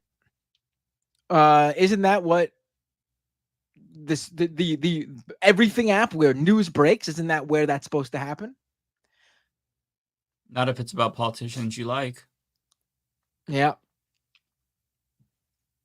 So do you know about this? Apparently part of it is that Trump is being threatened by Iran, and Trump has also said that he's gonna attack Iran day one unless they back off. He said that in one of his press conferences, and that's also somehow related to this, because this was like a hack by either the government or an associate or an affiliated group with the Iranian government that actually originally got the document, which is, like, for anyone who doesn't know, the document is essentially the vetting file on JD Vance. Like, how good would this guy be for the vice president? How much dirt does he have? How many skeletons does he have in his closet? And clearly they did not care about the many, but right. Yeah. Was there anything that came out of it? Like, I missed half the conversation, but did anything actually come out of this? No, unfortunately, because I was saying, for a guy who's online and has been doing podcasts for years, we know what's inside his brain now because he's been on so many podcasts, right? He's just been sitting across from people where he's like, I think women should be arrested if they try to have an abortion out of state. I'll make sure that never happens again. I'll track their menstrual cycles. And that's the kind of things that were in there. Like he is incredibly, extreme on his abortion stances outside of the norm of the political, what is considered to be normal, Overton window on the discourse. So that'll have to be reined in kind of stuff. Yeah. I don't buy the story about Iran wanting to assassinate Donald Trump. We've seen no evidence of that, and whenever the intelligence community just says something without providing evidence, I'm sorry, I'm going to be skeptical. Just because I grew up during the Iraq War days when they straight up just lied, so I need more evidence. So if they just say something, it worries me, especially right now with all of the saber rattling in Israel against Iran. You're talking about how you knew 9/11 was an inside job, but they wouldn't let you talk about it back then. Yeah, and also jet fuel can't melt steel beams, so it's math. Right. Thank you. Dinder's eerily silent on this, but and the moon landing was fake. Sorry, I stepped away for a second to blow my nose, so I missed some of this. If you want to change topics, there is. I got some. This is Lance related news in that it's BC news, and I just saw this today. I'm like, I don't know what the hell's going on over there in old British Columbia. But this. Oh, that's what BC stands for. I was wondering what. Yeah, our slogan is beautiful. Christ. It's beautiful. So it is beautiful. I thought it was Bussy, Columbia. Bussy, Columbia. That is a better name. Might be an improvement. This apparently is some conspiratorial thing, and this is the leader of the BC Conservative Party. Let me give a 2-second heads up to Yes, anyone. please. Just I can give a under 30-second rundown. We had two political parties in BC. We had the BC NDP. They're considered like the lefty party. They're the Sock Dems. And we had BC United. They're considered the Liberals. This guy was so extreme that he got kicked out of BC United. He started his own fringe party called the Conservatives. And then BC United dissolved, effectively removing Liberals as an option on the polls. So now you have a choice between the NDP, which have gone way more to the center to appeal to the centrist voters. So they're now the Libs, and him, which is extreme conspiratorial. Climate change isn't real. Kids are going to have to be forced to eat bugs. That's what this is. Change operations in schools, like super racist, like extreme shit. It's weird that the second you brought him up before I even read the Chiron, I'm like, this guy's a conspiracy theorist. He just has that look. He has that look. Yes. Right. Dark room too. Yeah. The new plant was built in Ontario, I think in the Ottawa area. This plant produces 40,000 tons of bug protein for human and animal consumption. 40,000 tons of bug, and there's a second plant that's now in the process of being built. We should not be expecting our kids to eat bugs. The new plant... Maybe your kids won't. So, like, first of all, the interesting leap there that he makes. But this is I had not heard of this conspiracy, but eating the bugs is a phrase that refers to a conspiracy theory we've been seeing quite often in a lot of different conspiratorial spaces, but predominantly the far right. Refers to the idea that not only are alternative protein sources being explored by companies, but it's part of a larger plan to eventually replace meat products. Where do these people even understand like the way that the market works? Like that's not going to happen unless people are all of a sudden in favor of bugs, which that might take a while. Well, but like, what? I'm also going to throw a shock to a lot of people. We already eat a lot of bugs. You might not know this, but the majority of like a lot of red dye in foods actually comes from bugs. People don't think about it, but a lot of the foods that are nice, shiny, and red or bright red or stuff like that comes from a specific insect dye, and people have never had a problem with it. They don't think twice about it. They're just like, oh yeah, neat, red. Tasty, kind of thing. But you're already eating bugs. You also eat bugs if you eat mass-produced farm food. There are turbines that have to harvest enormous amounts of crops and things like that. You can get some mice and some bugs in there as well. Like you're gonna be okay. That's what I'm saying. They're not replacing all food with bugs for kids. Right. Statistically, at least a few times throughout your life, a spider's gonna crawl into your nose and into your throat when you're sleeping. That actually, Ben. I'm dying here. I'm sorry, guys. Are you okay? I got a cough. I got a cough. Maybe you caught my cough from last week. I was surprised to find out so I was sick last week, but it was like just starting, and I thought, oh great, here we go, another week, 2 weeks of this, and it was like a few days, and I was like, oh my god, this is a massive improvement from what it normally is. I hope all my sicknesses are like this, because usually once school starts, all the germs are back, and it's just a mess again. But so far, it's been okay. I usually get sick this time of year, with the change in seasons and it going from hot to cold pretty quickly. I always end up getting sick. By the way, just a reminder, a PSA for everybody, there's a new COVID vaccine available that gives you about 3 months of good immunity. Time that with the holidays so that way you have the maximum protection. Not sponsored by Big Pharma, although it is not covered by insurance. I think it's covered by Medicare, but we're going to have to pay for it out of pocket. What's the out-of-pocket cost? So this one, I think it's over $100. I don't know. I haven't scheduled my appointment yet. The last time when my insurance rejected the last booster, it was $250 per person. No. I think it was $250 for me and my husband. I can't remember, but it was a lot of money to get both of them. But thankfully, I was able to get that waived because I threatened my insurance company and told them they were breaking the law. But yeah, that is available. So time that for the holidays so you have maximum protection because this new strain is apparently very, very shitty. I will definitely need to get that. Mm-hmm. Super chats? Anything else? Yeah. It's really quiet today. I feel like dying. My headphones stopped working. I'm afraid to start talking. My headphones stopped working, and I'm hearing it through my laptop speaker over here. It's just a very bizarre situation I'm in right now. But I'm Hawk Tuaing all over this microphone right now. Nice, spit on that thing. I am actually. All right. Well, if there's no more news. Yeah, let's get the super chat. Let's get out of here early. We finished last time. What was it, like 11 p.m.? I forget what it was, but it was great. It was just like, oh, this is perfect. That's wonderful. Ryan Chan. Is there really no more news though? I feel like no, nothing else happened. Let's go. No, nothing else happened. Let's go. All right. I feel bad. It's so early. All right. No, people will bring up topics and we'll be like, oh, of course, that thing. Right. That's true. That's true. All right, guys, send those super chats, and I'll be happy to. No, you could just stop there. That's enough. We could just do these 24, and we're good. No, keep. I want. Ryan Chan, $2. Right, who's Ryan Chan? I want to keep the show going, folks. I would like to get off early. I would love to play Zelda tonight. The new Zelda that came out. Although I don't know if I actually probably won't have time. It is our duty to make sure that Mike Figueredo does not have time to play Zelda tonight. What? It's a new Zelda.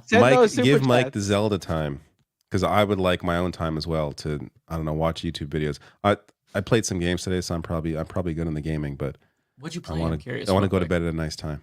What? What'd you play? I'm curious, just real quick. So this game's on early access called Drive Rally. I love like rally games. It's like an indie rally game, so I grabbed that. I played more of the Metaphor ReFantasio demo, which I want to finish before the game comes out because you could transfer your save over. There's so many. There are too many games out. Nice. It's a little ridiculous because for some reason I started playing SMT4 Apocalypse a few days ago, which was really stupid to do because that's like a 40-hour game. But I'm like, I want to play this game now, and then so I'm like a few hours into that. It's a JRPG. I knew it. Again, Metaphor's a JRPG, comes out in a couple weeks. So it's just, I'm stupid. And then Dragon Age at the end of the month in October comes out, which is looking pretty good too. There's just a lot of fun stuff that is beginning to hit and it's already hit. Not to mention NHL. I have such a wild taste. I love sports games, and then I'll play like a Japanese RPG like SMT4 Apocalypse on the 3DS. I'm all over the place. I'll go from playing like a Souls-like and then the Plucky Squire, which is like a baby game. I got into that too. That game didn't grab me as much as I thought it would. Oh, you're playing so much talking. It's fun. It's fun. I loved it. There was too much talking. It was like a but it was Nintendo really game. Cute. Yeah, good Nintendo game. I like how it goes through all the genres of old NES games and stuff. You get to play like Punch Out and then platformer. Yeah, it's a surprise. Yeah, it was cute. I liked it. I finished it. It was short, but it was good. It was good. I just wish that there wasn't as much talking, but it was fun. Okay, This is for me from Ryan Shen, $2. Olay is running victory laps today. Absolutely, she is. Dynamic Editor with $5. Thank you. Gonna play Walls Vans Bingo on Mike's Discord server on Tuesday. Here's the card slots me and others made. Hey, very cool. Very cool. Asa with $2. Thank you, Asa. Do you think Wait, hold on. The debate is on Tuesday? It's on Tuesday, yep. October 1st. Are we doing something? Are we doing it? I'm down. I will not be Can here, we- but you know, Who's Can not we gonna be stream here? it without a problem? I won't be. So, but you I guys think we can. can. We did the What are you Kamala doing? one. It was fine. I'm visiting friends in Montreal. Gonna be on the other side of Canada. Ooh, all right. We'll have a good time. Nice. Yeah, well, we should do it. Let's do it. Fuck it. Let's do it. Let's do Yeah. it. Yeah. Yeah. I can't imagine they're gonna care. They're gonna if they didn't care about the main event of Kamala and Trump. I can't imagine they're gonna care I thi- about the sideshow that is. Isn't it like News Nation or something that's doing it? It's like Is a it weird really? network. Huh. Oh, it's the one Chris Cuomo works for. Yeah, so Really? I think they're more online. They may be more weird about it, but whatever. How'd we'll they find get out. it? Because they have these fights over like Is C-SPAN showing it? probably actually yeah. So far, all the debates have been simulcast on other networks, so hopefully they do. And if worse comes to worse, my boy Elon's got me covered. Right? That's right. Yeah. There you go. Yes, they can. The 5 viewers that appear to be 4,000 viewers.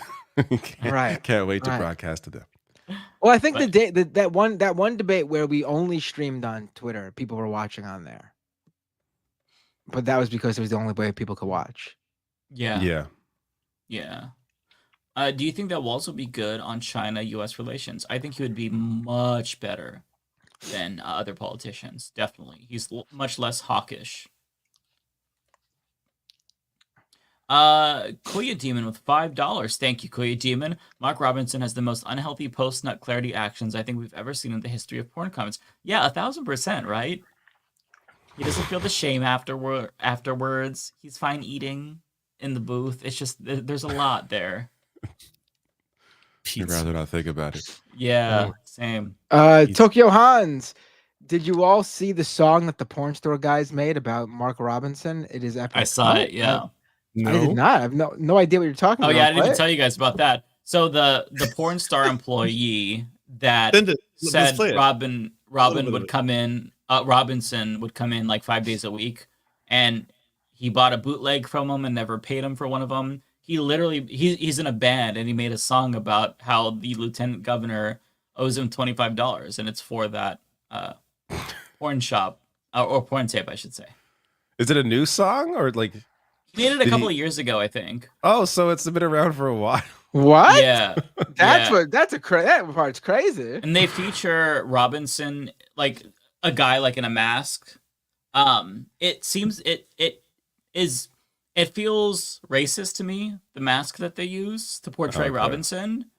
I don't think that was their intent, and that's just my opinion. But it feels like I probably would not have used that. You could still make the song about how he owes you $25 for the bootleg porn without it, but nonetheless, yeah, it's out there.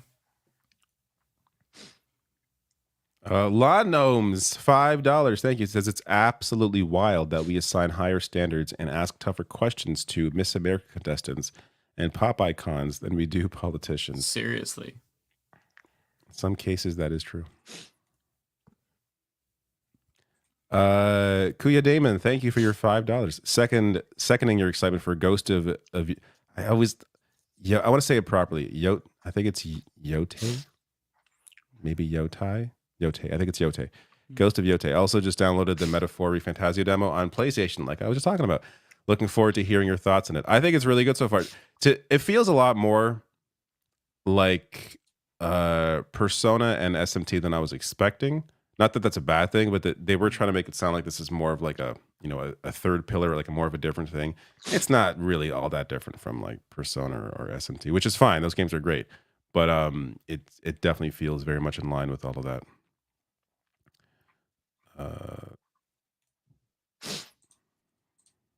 Oh, it's for me. Tokyo Hans with super chat. As everyone knows, NYC is the Pyongyang of America. Is that how you say that? Pyongyang? Pyongyang? Pyongyang. Yeah. That'd be that clip probably exists somewhere. I'm sure. It's from me. Tumbosin with a super chat. Brooklyn is fucking not. We don't claim him. This is was in response to when he said Brooklyn is the Tel Aviv of America. Zero PE with $4.99. Thank you, Zero. In honor of Ole and more clowning on Adams, please play Adams' anti-drug campaign ad. That ish is comedy gold. Yeah, that's the one where he's going through the room, right? Where he's like, "Oh, we gotta play it. We gotta play it." Something as simple as a crack pipe. That's what I made a reference earlier. Nobody got it, but popular knapsack with many different locations. That's for me. That's the quote that comes out of that. Knapsack. Popular knapsack with many different locations. It's just a funny way to describe a knapsack.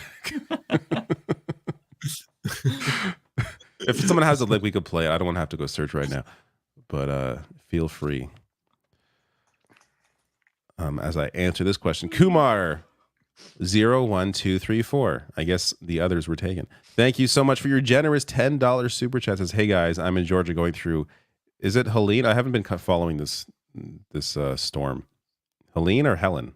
It's Helene. I think it's Helene, right? Okay. Hope Florida and Georgia understand that NOAA played a big part in preparing us, and we vote for the candidate who doesn't want to get rid of it. Also, Adam is a dino.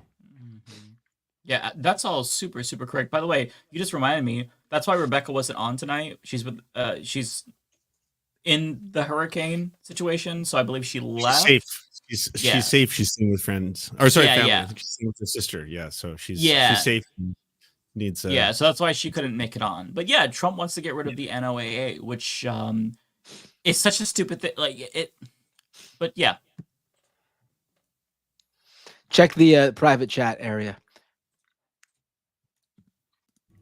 Here we go. We can many different locations. Let's get this done. Wait, let me get this off the screen for now.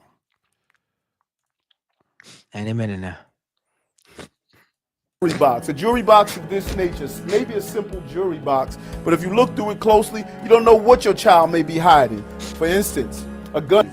Look at picture frames and behind them, cameras. Try to determine what's taking place. Behind a picture frame, you can find bullets. You should always, when your child brings in his popular knapsack with many different locations, look through it to see what exactly is your child carrying in addition to a book. Something simple as a crack pipe. Something simple as a baby doll. Could be just a baby doll, but also it could be a place where you can secrete or hide drugs. Where you can secrete drugs. That's unusual. Like a pillow like this with a button is a perfect invitation to hide something. And I felt something bumpy. I would reach in, see what it is. Just look and see what's inside the bookcases. It could be more than just books. Perfect place to hide cocaine. You can look in the jewelry. We gotta get. Who's the original editor of this? Is it this guy, Mike Scollin? The original editor of this is freaking so good. I'm not sure if it's him because I think it's older than that. There's a longer version, obviously, of his PSA. Mm-hmm. Yeah. Like there's certain cuts. I think that they must add the music because the music is just it's I don't know. It just fits it so well, but it's like very like somber. Really, I love. good you're right. There are some great lines in that. Something popular knapsack with many different locations. I think about that when I see any knapsack now. I'm like, that's a popular knapsack with many different locations. Something as simple as a crack pipe. I like that one. Something as simple as a crack pipe. And then check the doll for because it could secrete, which is not the word he was looking for. Because that doll ain't secreting. You could secrete or hide drugs. Right. Secrete drugs.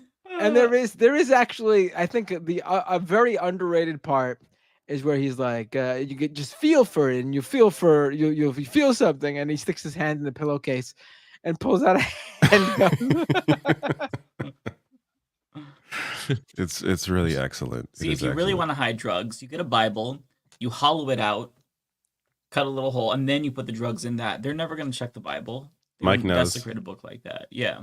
That was you growing up for sure. You had Bibles all over the house. You're like, you mean secrete a book like that? Exactly. That's where you secrete the drugs in the Bible. The drugs won't secrete from the Bible, which is why it's a really great hiding place. All right. He is he really is something else. My God, I'll miss him in a weird way. Yeah.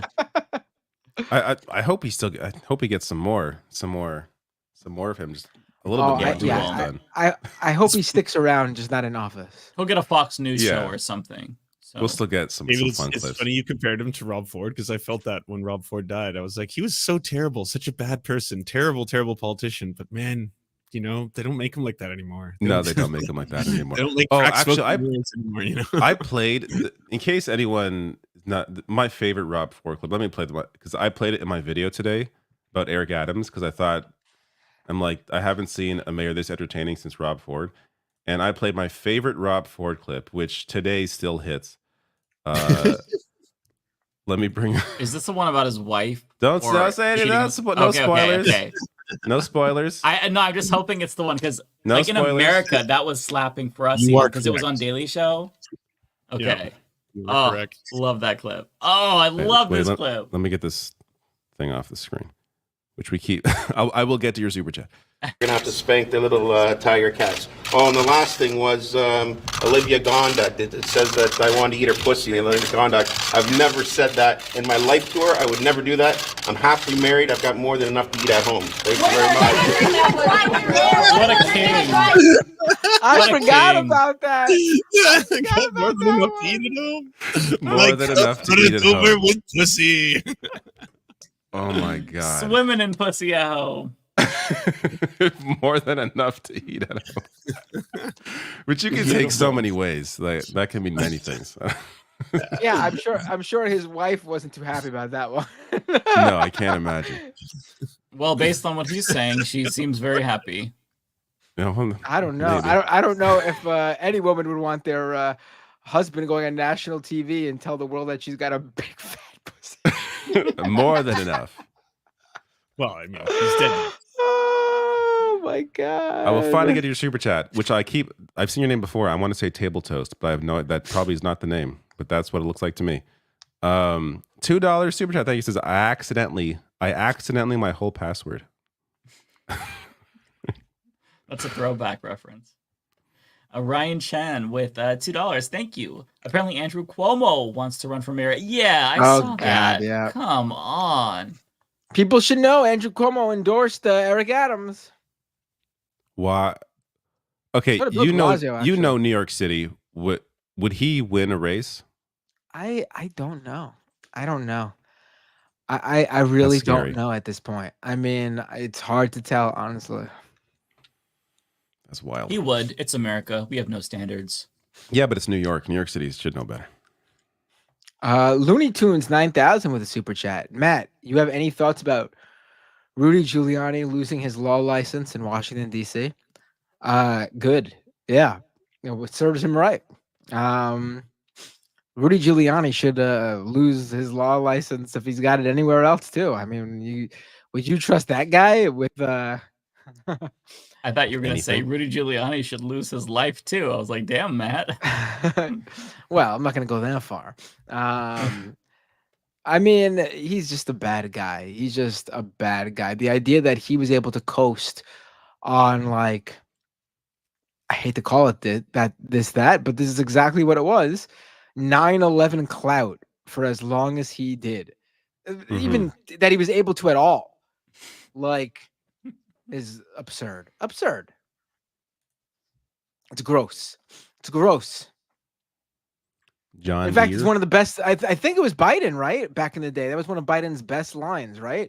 That Rudy Giuliani could be summed up as something 9/11. He said that? I think Biden back in the day. I think Biden said that. I feel like that's too impressive for him. Mm-hmm. That's a good line. That's a little too. I feel like that's so. Maybe it wasn't Biden. Someone. Yeah, it was. It was back in 2007. Wow. Joe Biden. This is from Politico in 2007. Joe Biden gets the first real laugh in the press file with his sharp attack on Rudy Giuliani's suggestion that Democrats don't have the right executive experience to be president. This is what Biden said. Giuliani is probably the most underqualified man since George Bush to seek the presidency, Biden said.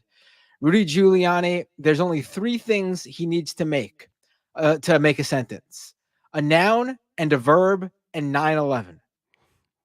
That's great. Who wrote that for him? Because I can't imagine Biden thought that up. That's too good. Wait, here's a clip. Actually, I think. Hold on. I'll watch that. Let me make sure. Yeah, this is wow. Biden looks completely different here. Here, let me drop it in the chat. He looks healthy. He looks about 80 years younger. It's a Facebook. It's the first thing that came up. I was wondering. It linked me to something else. It linked me to like a news feed. Oh wait, here we go. I found the YouTube video. Hold on. I found a YouTube video. 1 second. Here you go. While you're doing that, I'll quickly read just the 2 super chats I have. Thanks, Omega Star. Appreciate you and Looney Tunes. Thank you for the $4.99. I bet that Ron DeSantis is hiding in the caves while his people in Florida suffer from the hurricane. He just doesn't care. And, sorry. Yeah, or is mentioned. This country. And the irony is Rudy Giuliani, probably the most underqualified man since George Bush to seek the presidency, is here talking about any of the people here. Rudy Giuliani. I mean, think about it. Rudy Giuliani, there's only 3 things he mentioned in a sentence: a noun and a verb and 9/11. I mean, there's nothing else. There's nothing else. And I mean it sincerely. That's fantastic. He is genuinely not qualified to be president. Here's a man who brags about how he made the city safe. It was the Biden crime bill that became the Clinton crime bill that allowed him to do that. They wipe it out. He remains silent. The 9/11 Commission comes along and says the way to keep your city safe is to do the following things. He's been silent. He's been done nothing. And now he's talking about he's going to go in and he will demonstrate to Iran he's going to, in fact, lay down the law. This man is truly not qualified to be president. I'm looking forward to running against Rudy Giuliani. And with regard to my experience, hey, Bill, 1979, I led a delegation of 19 senators negotiating the START agreement with Brezhnev. I was okay, we need the rest of them. One day he would be the guy that strengthens NATO. Who knew? Look at young Obama up there. That was something else, right? Pre-war criminal Obama. Beautiful. So innocent. Who's got John Deere? John Deere. With a super chat from me. NYPD shot 3 transit riders over $3 fare. Eric Adams stole $10 million. Oh, this you must have sent this before I said that. Oh, yeah, exactly. Mm-hmm. Let's try you, Matt. Matt. Hold on. Hit the buzzer, David. You could just read it on screen. This is Tunbosin with a super chat. Bruh, Hawk Tuapod, MFers are still down bad. They are. I will agree with that. Law Gnomes says a pod save guy was first kicked off of Survivor. Was he really? I heard about that. I haven't watched Survivor in years. Yeah, same. Really? There was a pod save guy on. Yeah, he was the first one kicked off the show. Really? Yeah. Which doesn't surprise me because he is like the caricature of a smug liberal that you can't even hear because you just want to like crawl out of your skin. He's like the worst of all the pod save guys. I don't want to defend them, but I will say they wanted Biden to drop out. Like they weren't like defending Biden during that whole thing. That they're at least on the correct side of some of those issues occasionally. Right. They did but get ripped there's definitely more. too. They're less critical of Democrats, obviously. Yeah, which we don't love, but I do like that they wanted Biden to drop out. Adam Ilioff with a $10 super chat. Thank you, Adam. Yeah, Matt, I have no idea why a bunch of white supremacists, sexually repressed racists would be interested in listening to the girl who talked about spitting on D. Just can't put my finger on it. I get it. Yes, I know. There's probably an overlap between right-wingers and the Hawk Tuah girl listenership. I just hate the way she spells her name. Do you see the way she spells her name? Haley? Yes. It's like H-A-L-I-E. Oh Why? God. It's like, why would No. our parents do that? That's so stupid. No, it's terrible. Cosmere Dragon with $5. Thank you. Watching Leftist Mafia with my cats while playing Animal Well on Switch. Love that. Power keeps Animal flickering. Well is so good. Animal Well is good. such a good game. Power keeps Animal flickering Well. as Hurricane Helene passes, hoping power stays on. LOL. Well, I hope so too. That sucks. Yeah. What's Animal Well?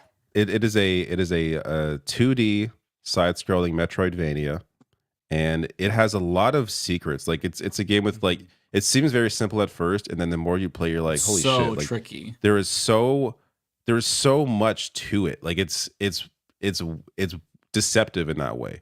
It's Made by one guy.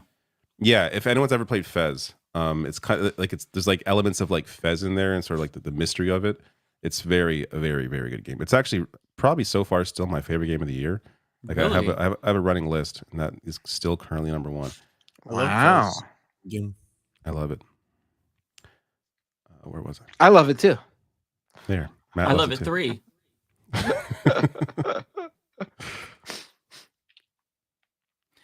Tokyo Hans, 1,000 yen. Thank you so much. I'm sorry, Mike, I haven't bought your book. Please enjoy this money instead. Well, thank you so much. I appreciate that. This is for me. Yes, Tokyo Hans. Vance has been campaigning hard around the country. I wonder if he has been couch surfing.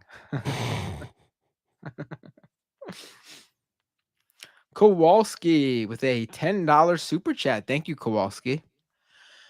Why? Oh, my throat. Sorry, give me a second. Why are people afraid to eat bugs? I don't like eating prey, animals. I prefer only eating predators, pound for pound. Spiders are the predator meat of choice. I eat 1,500 calories of spider every day. Okay, Kowalski. You know, I don't know if you all Must saw. be a Nebraska thing. Must be a They Nebraska do thing. sell cricket chips. I saw cricket chips, and I did not buy them because I actually have tried those before. I've had fried How are crickets they? in Mexico. They're In Mexico, they fine. make them really Nothing good with like special. spicy sauce and stuff. They'll spice them really nicely. It's just like a crunchy, spicy dish. It doesn't. I wasn't like, oh my god, I can taste the bug. You know. See, I'm a little bit traumatized from crickets because I had a bearded dragon and also like a tarantula. So like animals that needed crickets for feeding. And we had a big cricket cage. And not only did it stink really quickly, but one day we ordered a box of 500 and they all got out in our apartment. So we had to Oh my catch God. all 500 crickets. We couldn't catch them all. So like, you know, in the middle of the night, you get a cricket on your face. It was a nightmare my scenario. God. Fuck that. Like a plague of locusts all over the house. Yeah, and it you was were a religious family too. Were they noisy at night? Yeah. So if you go back to the very, very first episode of the Humanist Report, I forgot to take the crickets out of the room that I was filming. So, because you know, if you just hear that all day, it's not even like Yeah, it just sounds normal to you. So like when I went back to edit it, all you hear is crickets. I'm like, oh fuck me. Oh my all God. you hear is crickets. So yeah, it was crazy. Although our cat was helping us catch them, she'd like pounce on them and she wouldn't hurt them. So we'd like grab it, throw it in the cage. It was So I have a thing about crickets that it's a lot of history there. That's so funny. Gotta catch them all. Gotta catch them all. What about y'all have had the worm like in tequila? I'm sure, right? Like I haven't. No, because I don't drink. I don't drink. None of you? Oh wow. Oh yeah, fair. I drink, but I've never had the worm. I drink for alcohol, not for worms. I don't know. No, I know. Yeah. But just the novelty of it. It's What like, kind it's of a the worm is it? It's the worm. When you that keep the- saying grows when the you keep agave. saying the worm, I keep thinking of Dennis Rodman. Why are you saying the worm? The Like dance. it's a I'm title. thinking of RFK Jr. now. But- Who's this for? This is for Matt. Oh, I'm guessing it's for me. Tokyo Han says, if you have eaten an Oscar Mayer wiener, you have eaten bugs and raccoon feet and pig intestine. And I was actually going to say that Probably, before, but we moved on. Yeah, in hot dogs, apparently there's a large list of various things that are in there. Yeah. And listen, hot dogs are delicious. So what? Just lather that baby up with ketchup, mustard, and sauerkraut, and I don't care what the fuck's in a hot dog. Yeah, they are good. Though I prefer the all You beef would be ones. Though starved. even those, who knows if they're actually all beef? I don't fucking know. You know, Morningstar has really They're- good vegetarian corn dogs. Those are the best corn dogs I've ever had. I love Donut them. place? Huh? Is it the donut place Morningstar? The one with those really good Oh donuts? no, Morningstar makes like a lot of vegetarian and vegan. It's like a brand. Like they I make will like say that- frozen stuff. Having been vegetarian and vegan for like a few years, there is very little difference between vegan hot dogs and actual hot dogs. Yeah. It's like I one bet of I the- could tell. It is like I what- bet I you could could tell. you could definitely tell. okay. It's Yes, very you could, soy. you could still tell, but it is closer than because they're both made of fucking random shit anyways. Like it's not really that much of a difference. It's just flavoring. Yeah. Although I did, there was one brand that I tried of a vegetarian hot dog that did taste like death, and I had to throw them away because I was like, "This is awful." But they do make really good ones. Like if you take the corn dogs that I'm talking about, the Morningstar ones, it's a 4-pack. If you throw those in the air fryer, Oh, beautiful. So air good. fryers are fucking amazing. Yep. They're one of the few things that's worth the hype, you know? Like Yes. anytime there's so much hype. I make hot surrounding dogs in there something, it's now. You put a hot dog in there, Nice. it's the best way to make a hot dog is air fryer. Yep. Yeah. Hey, I'll give you all some life advice. Okay, get an Uncrustable, put it in the air fryer. If you really want to be crazy, maybe brush some butter on it. You don't even have to do that. Put it in the air fryer for 8 minutes. It is a pastry after that. It's delicious. It is so good. Wow. Yum. Angela W, thank you for your $6.99. Says, Dear BC, don't vote for crankpot conspiracy theorists. It will destroy your province. Signed, an Albertan. P.S. We still get our COVID vaccines for free. Yeah, so do we. I haven't That's had why a I was so booster curious. in I a was like, while. how I much should do do you that. pay for COVID vaccine? Because I just don't think about that. When you're like $100, it's like $100. I mean, I'd be like, what the fuck? Well, wait till you hear about what else we pay for when it comes to healthcare. Oh, in no, the United States of America, my Well, friend. those I'm aware. Yeah. No, Although it's weird, I'm buying my medicine from Amazon now, and it's like, okay, it's $60 without insurance, but with insurance, it was $63. And I'm like, I'll go for the without insurance option. Why am I paying $700 a month? Like what? The insurance is insurance in general is so they're fucking terrible people. I mean, Yeah. I should say the corporations are terrible. People working there can't help it. But Yeah. Tokyo Hans. Thanks, Obama. It is kind of his fault, actually. Is this for me? Yep. Probably. Tokyo Hans with a super chat. I told you so is an insufficient response from Ole on the Eric Adams indictment. Maniacal laughter is the only appropriate response. She should be be spiking the football. Absolutely. She should really be. I mean, I I'm know looking she forward is. to a video. Yeah. She's working on it right now. That's why she apparently couldn't come on tonight. I cannot wait to watch that video. Oh, real quick, 0PE in the chat is saying that he saw that Biden is making COVID tests free again. So you should be able to order them. I don't know what the website is, but look out for that because you should get 2 of them. And they each contain 2 tests. So 4 altogether, I believe, but they're still doing it the same way. So definitely take advantage of that. Yep. Don't forget, you could get Hawk 2 of them. Oh my god. Terrible. Hawk 2 of the polls. Terrible. Bitey face puppy guy. Thank you for your generous Canadian super chat. Ron DeSantis hurricane abatement proposal number 1 of 4. No hurricane names that sound like drag queens. I mean, I wouldn't put it past him. Another one. Ron DeSantis hurricane abatement proposal number 2. 2 of 4. This is 2 of 4. Okay. Atlantic hurricane naming conventions must reflect that there are only 2 genders. Number 3 of 4, no public spending on shore protection works because sea level rise is not a thing. And 4 of 4, look at this generous super chat. Thank you so much for your various super chats. 4 of 4, potentially damaging hurricane tracks will be altered by Sharpie markers. Thank you, David Letterman here with the countdown. Thank you so much. That was great. This one's for me. The Critical Plug with a $10 super chat. Thank you, Critical Plug. This one is for each of plug? This one is for each of you. There are numerous conspiracy theories out there pertaining to government. So my question is, what is the wildest one you have ever heard?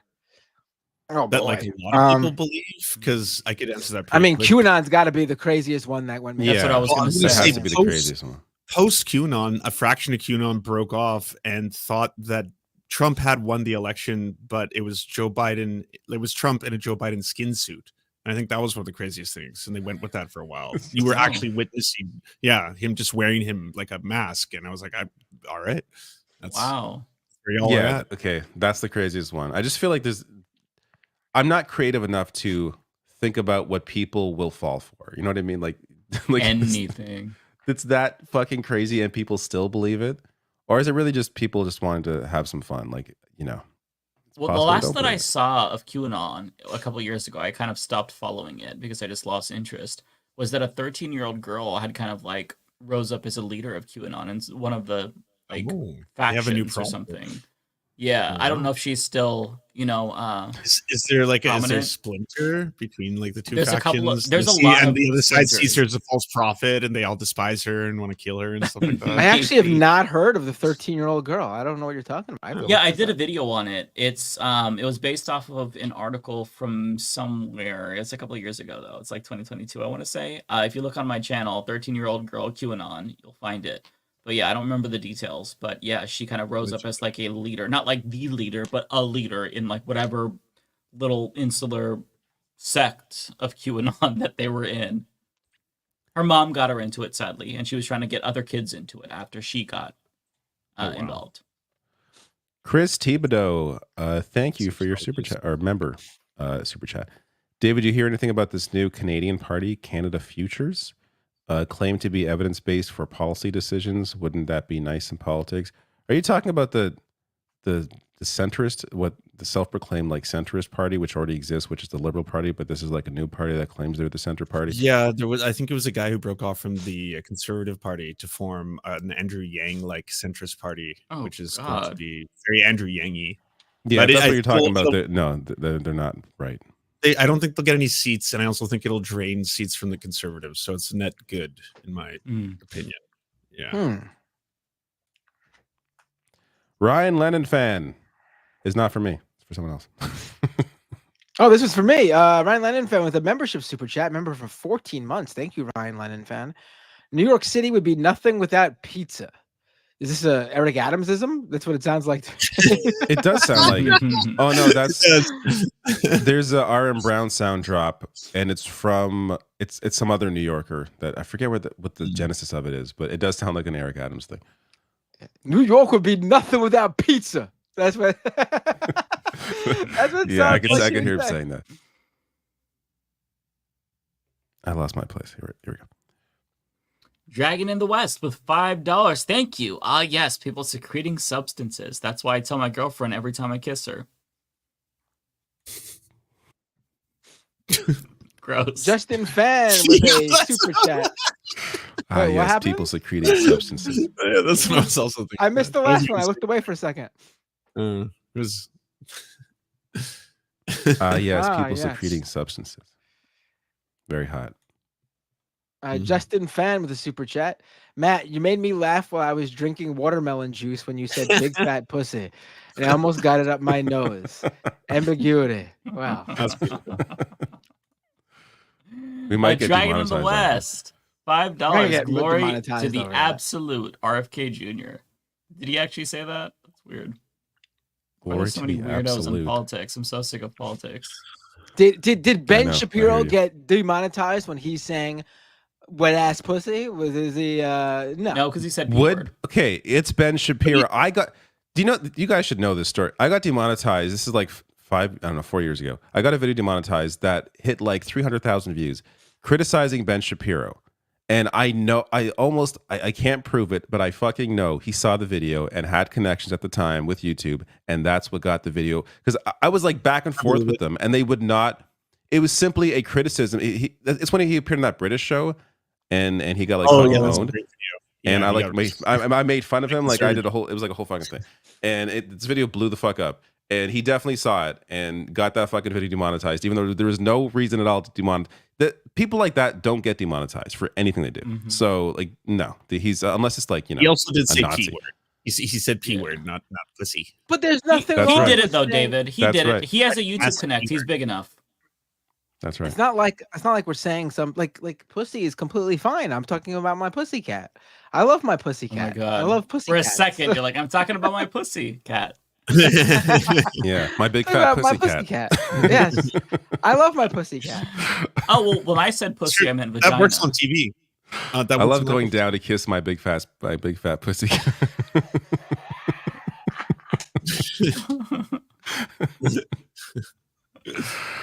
I have My wife. I have more than enough to eat at home.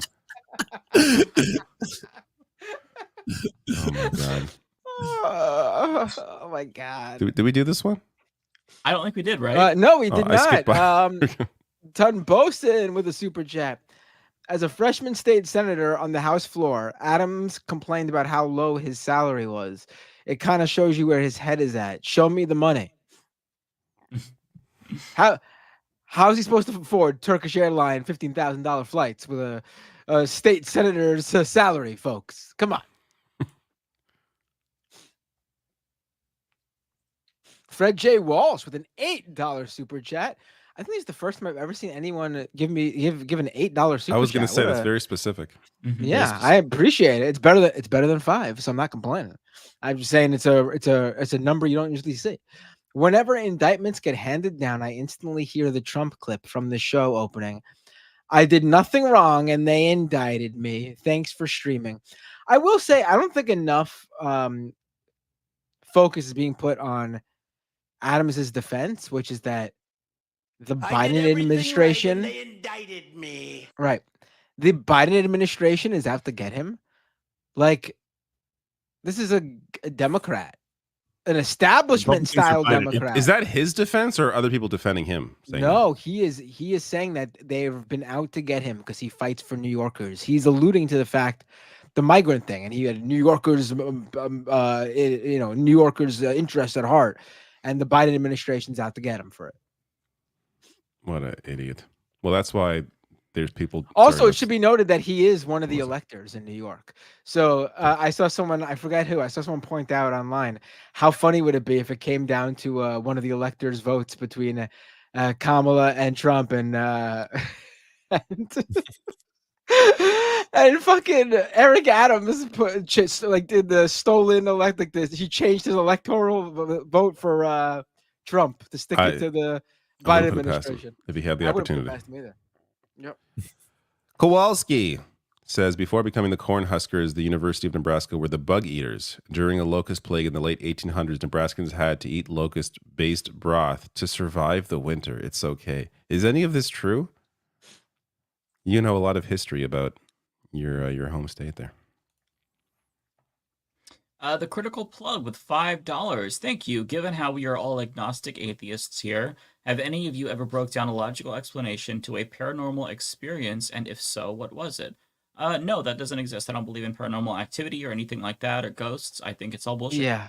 But they're asking, have you broke down a logical explanation to? Oh, yeah, it's because, I guess you thought you had, maybe. I don't know. Yeah, for sure. Because as a kid, when it's dark, maybe in your peripheral vision you see something when it's dark, but like, your brain tries to construct patterns. So if you see like a shadow and you're like, oh, that's a face, your brain is trying, like it programmed you to see that as like a face.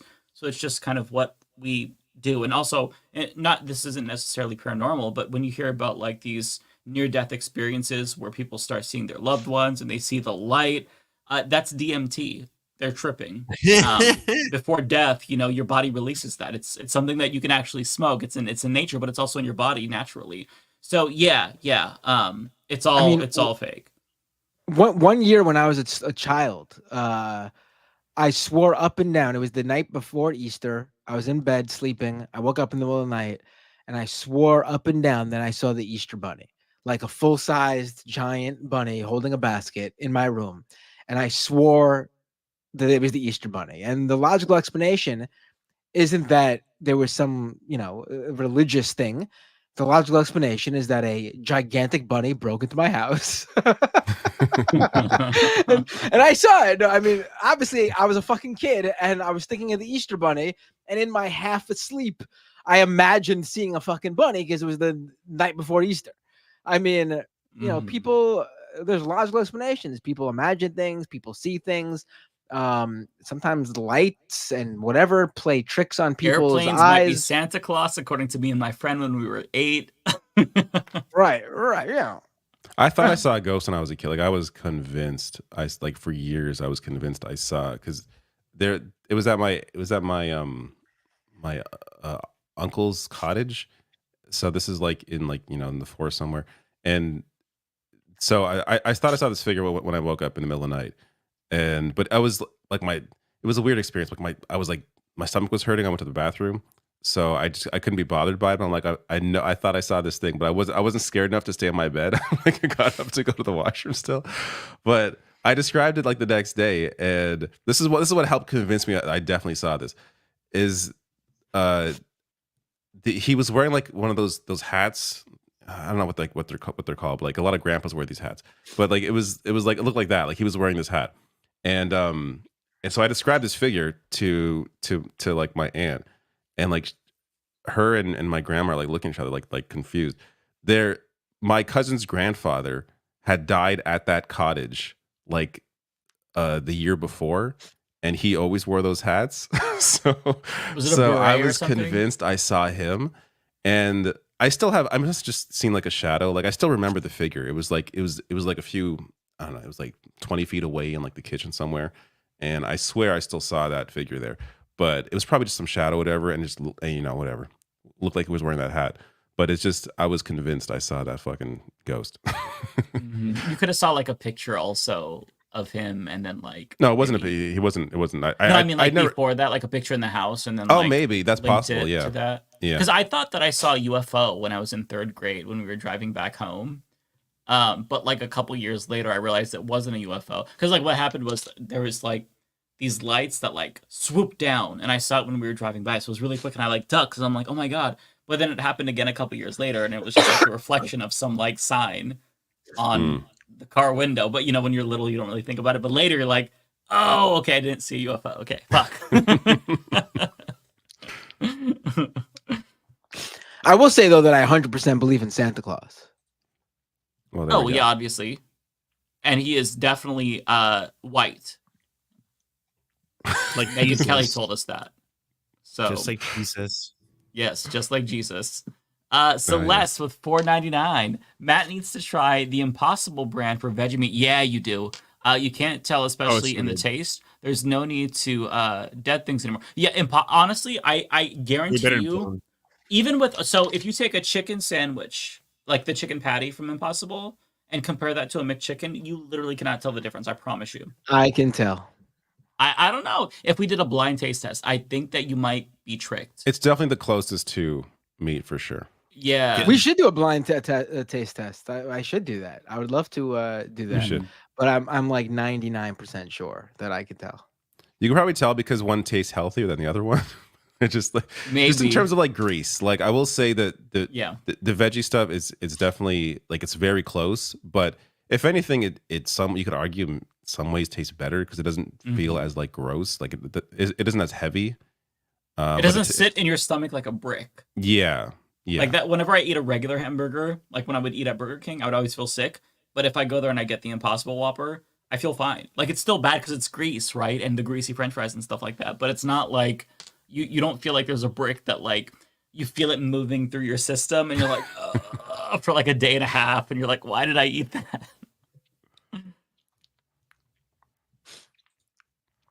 Tunbosin with super chat. Rest in peace, Marcellus. How do you say his name? I'm sorry, Marcellus Williams. Marcellus Williams. Yeah, that abolished the death penalty. What the fuck? Fucking sad. Oh, I yeah, mean, that was insane. The idea that like there'd even be a question whether he did it or he was guilty or not. That should be an automatic. The victim's like, the death penalty parents shouldn't. Like came out and said he's innocent. The prosecutor said he's innocent. It's insane to me.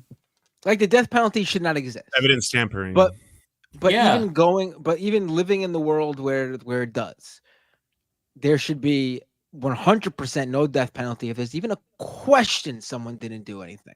I mean, I remember I took criminal justice classes early in my education as soon as I could, because I was really interested. There was a time where I wanted to be a lawyer. And the thing that I'll always remember, that my teacher, the first thing she like got into our head is that it is like, I think the analogy she used was something like, it's better for 10 guilty people to go free than for one innocent person to be put behind bars. Like, if there's even a question that you are not guilty, then that's it. You're absolved from that. Like, you should not be, certainly not get the death penalty. Mm-hmm. Yep. Kowalski with $9.99. Thank you, Kowalski. The world will never be free until the last king is strangled to death by the entrails of the last priest. You gotta have weekend goals. You know what I mean? I'll mention you in the manifesto, Mike. Whoa, let's cool it there, Kowalski. Don't mention me in that. I think you mentioned me last week in a manifesto. Oh. Justin Kosak, thank you for your $5 super chat. Says, did you guys see Mehdi Hasan's debate with Elon Levy? I didn't like that open debate show, as the moderator seemed so out of touch. I heard it's amazing. I've been meaning to watch it. It's just I have not seen it yet. I saw one clip where Mehdi was roasting like a questioner, but that's all I saw. Yeah, it seems like he did really well. Everyone's I mean, saying Mehdi, has he ever even come close to losing a debate? He's amazing. Yeah. Plus, he's correct. So it's not right. Like, if you care about human life, he's correct. Yeah. International Party of Antarctica. Interesting. Thank you for your $5 super chat. Says, IPA is the only party with a permanent international revolutionary program of egalitarian singularity. All data ever created will be in public domain. Thank you for your very random super chat. I appreciate that. Sean, member super chat. Thank you, Sean. Everyone knows that New York pizza is the kebab of Istanbul, baby. Eric Adams.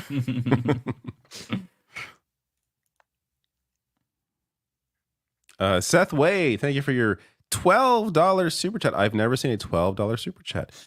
Just tuning in. Sorry if you've covered it, but have any of you watched Vivek Ramaswamy's town hall in Springfield, Ohio? Cringe AF, tough to watch.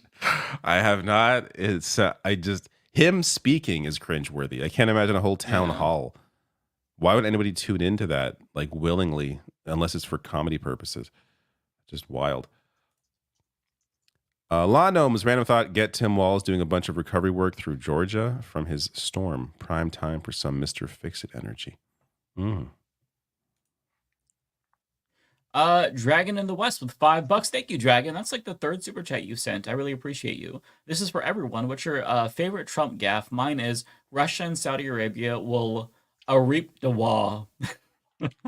I honestly don't know, because there's so many.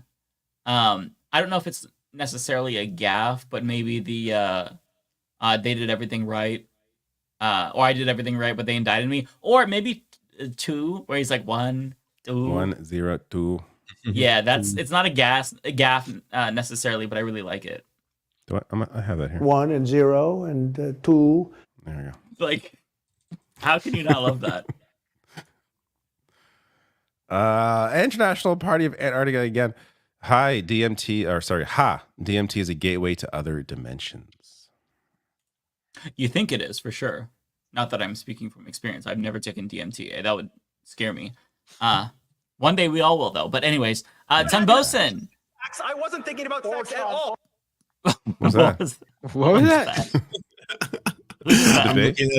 That happened in Parliament today. There was a politician who said a homophobic comment and then wanted to deny it afterwards, and so he got really mad and started being like, "I wasn't talking about sex. I wasn't talking about 2 men having sex." And it was just kind of funny. Oh my god! I should have covered that. That's not the best way to defend yourself there. Very, very like explicit, or not explicit. What's the word I'm looking for? Specific. Yes, Ton right. Bosun. $5. Adam's the same type of person to meet with local drug dealers at Burger King after calling Burger King a drug bazaar. Right. And we got 2 more. A85 Ramos, thank you for your super chat. Says just thinking about little Matt running around his house screaming "F the Easter Bunny." Samba Boy with a super chat. Please, can you guys cover the IDF shipment on 88 bodies to Gaza? It's incredibly disturbing and illegal. What? I have no idea what you're talking about. Do you guys know what? Yeah, I've seen. I haven't seen it in Western press, but that's not so a surprise. I've seen kind of like I think Al Jazeera was initially reporting on. I don't know if it's been confirmed, but apparently, yeah, the IDF like returned a bunch of bodies that were unrecognizable to the Palestinian Authority, and you know, obviously, just as disrespectful as possible, making it really hard for them to try and track down who they belong to, and all that kind of stuff. I'm not saying that it has. I can't confirm it has actually happened, but I wouldn't put it past Israel to do something like that. How crazy is it? By this time next week, we could feasibly see a ground invasion in Lebanon. They've ramped up in the West Bank, destroyed cities like Jenin, cut off the water to like most of the residents by destroying their infrastructure.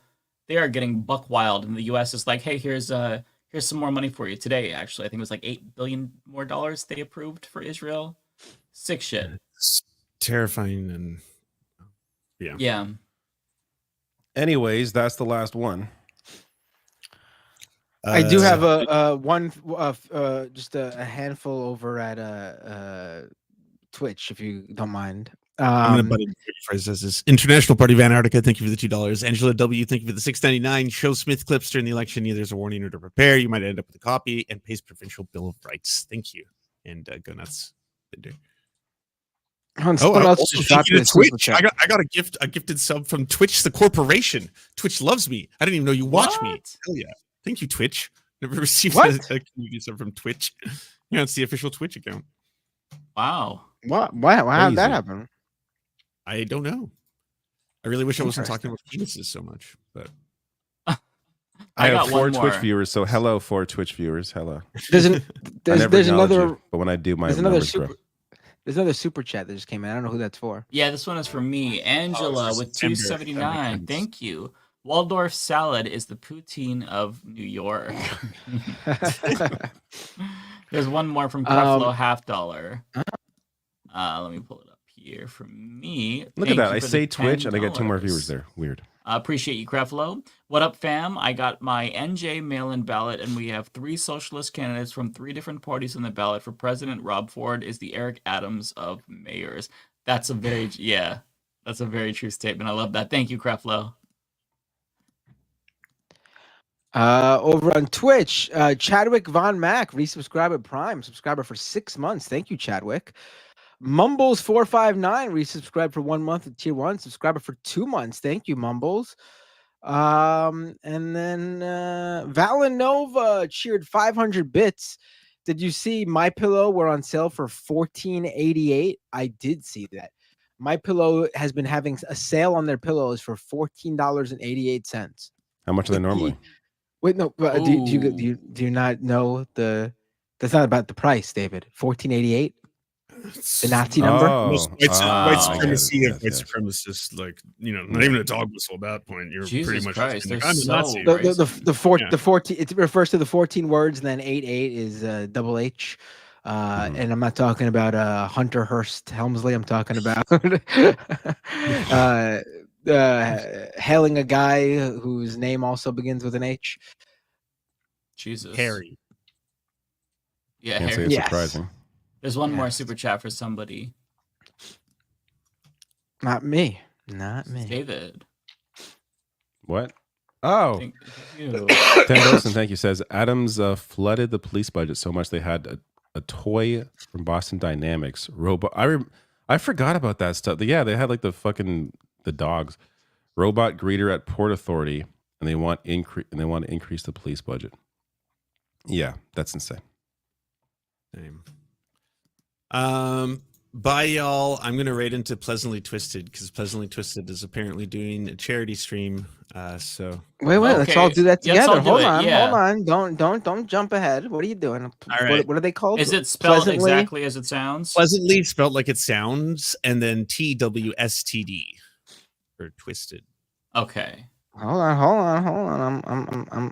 I'm opening it up. Give me a second. I gotta Oh, they're Type it playing up. Darkest Dungeon 2. That's a great game.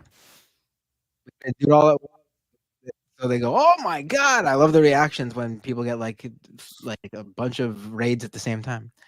All right, I'm pressing the start raid button. Hold on, I'm pressing the start raid button.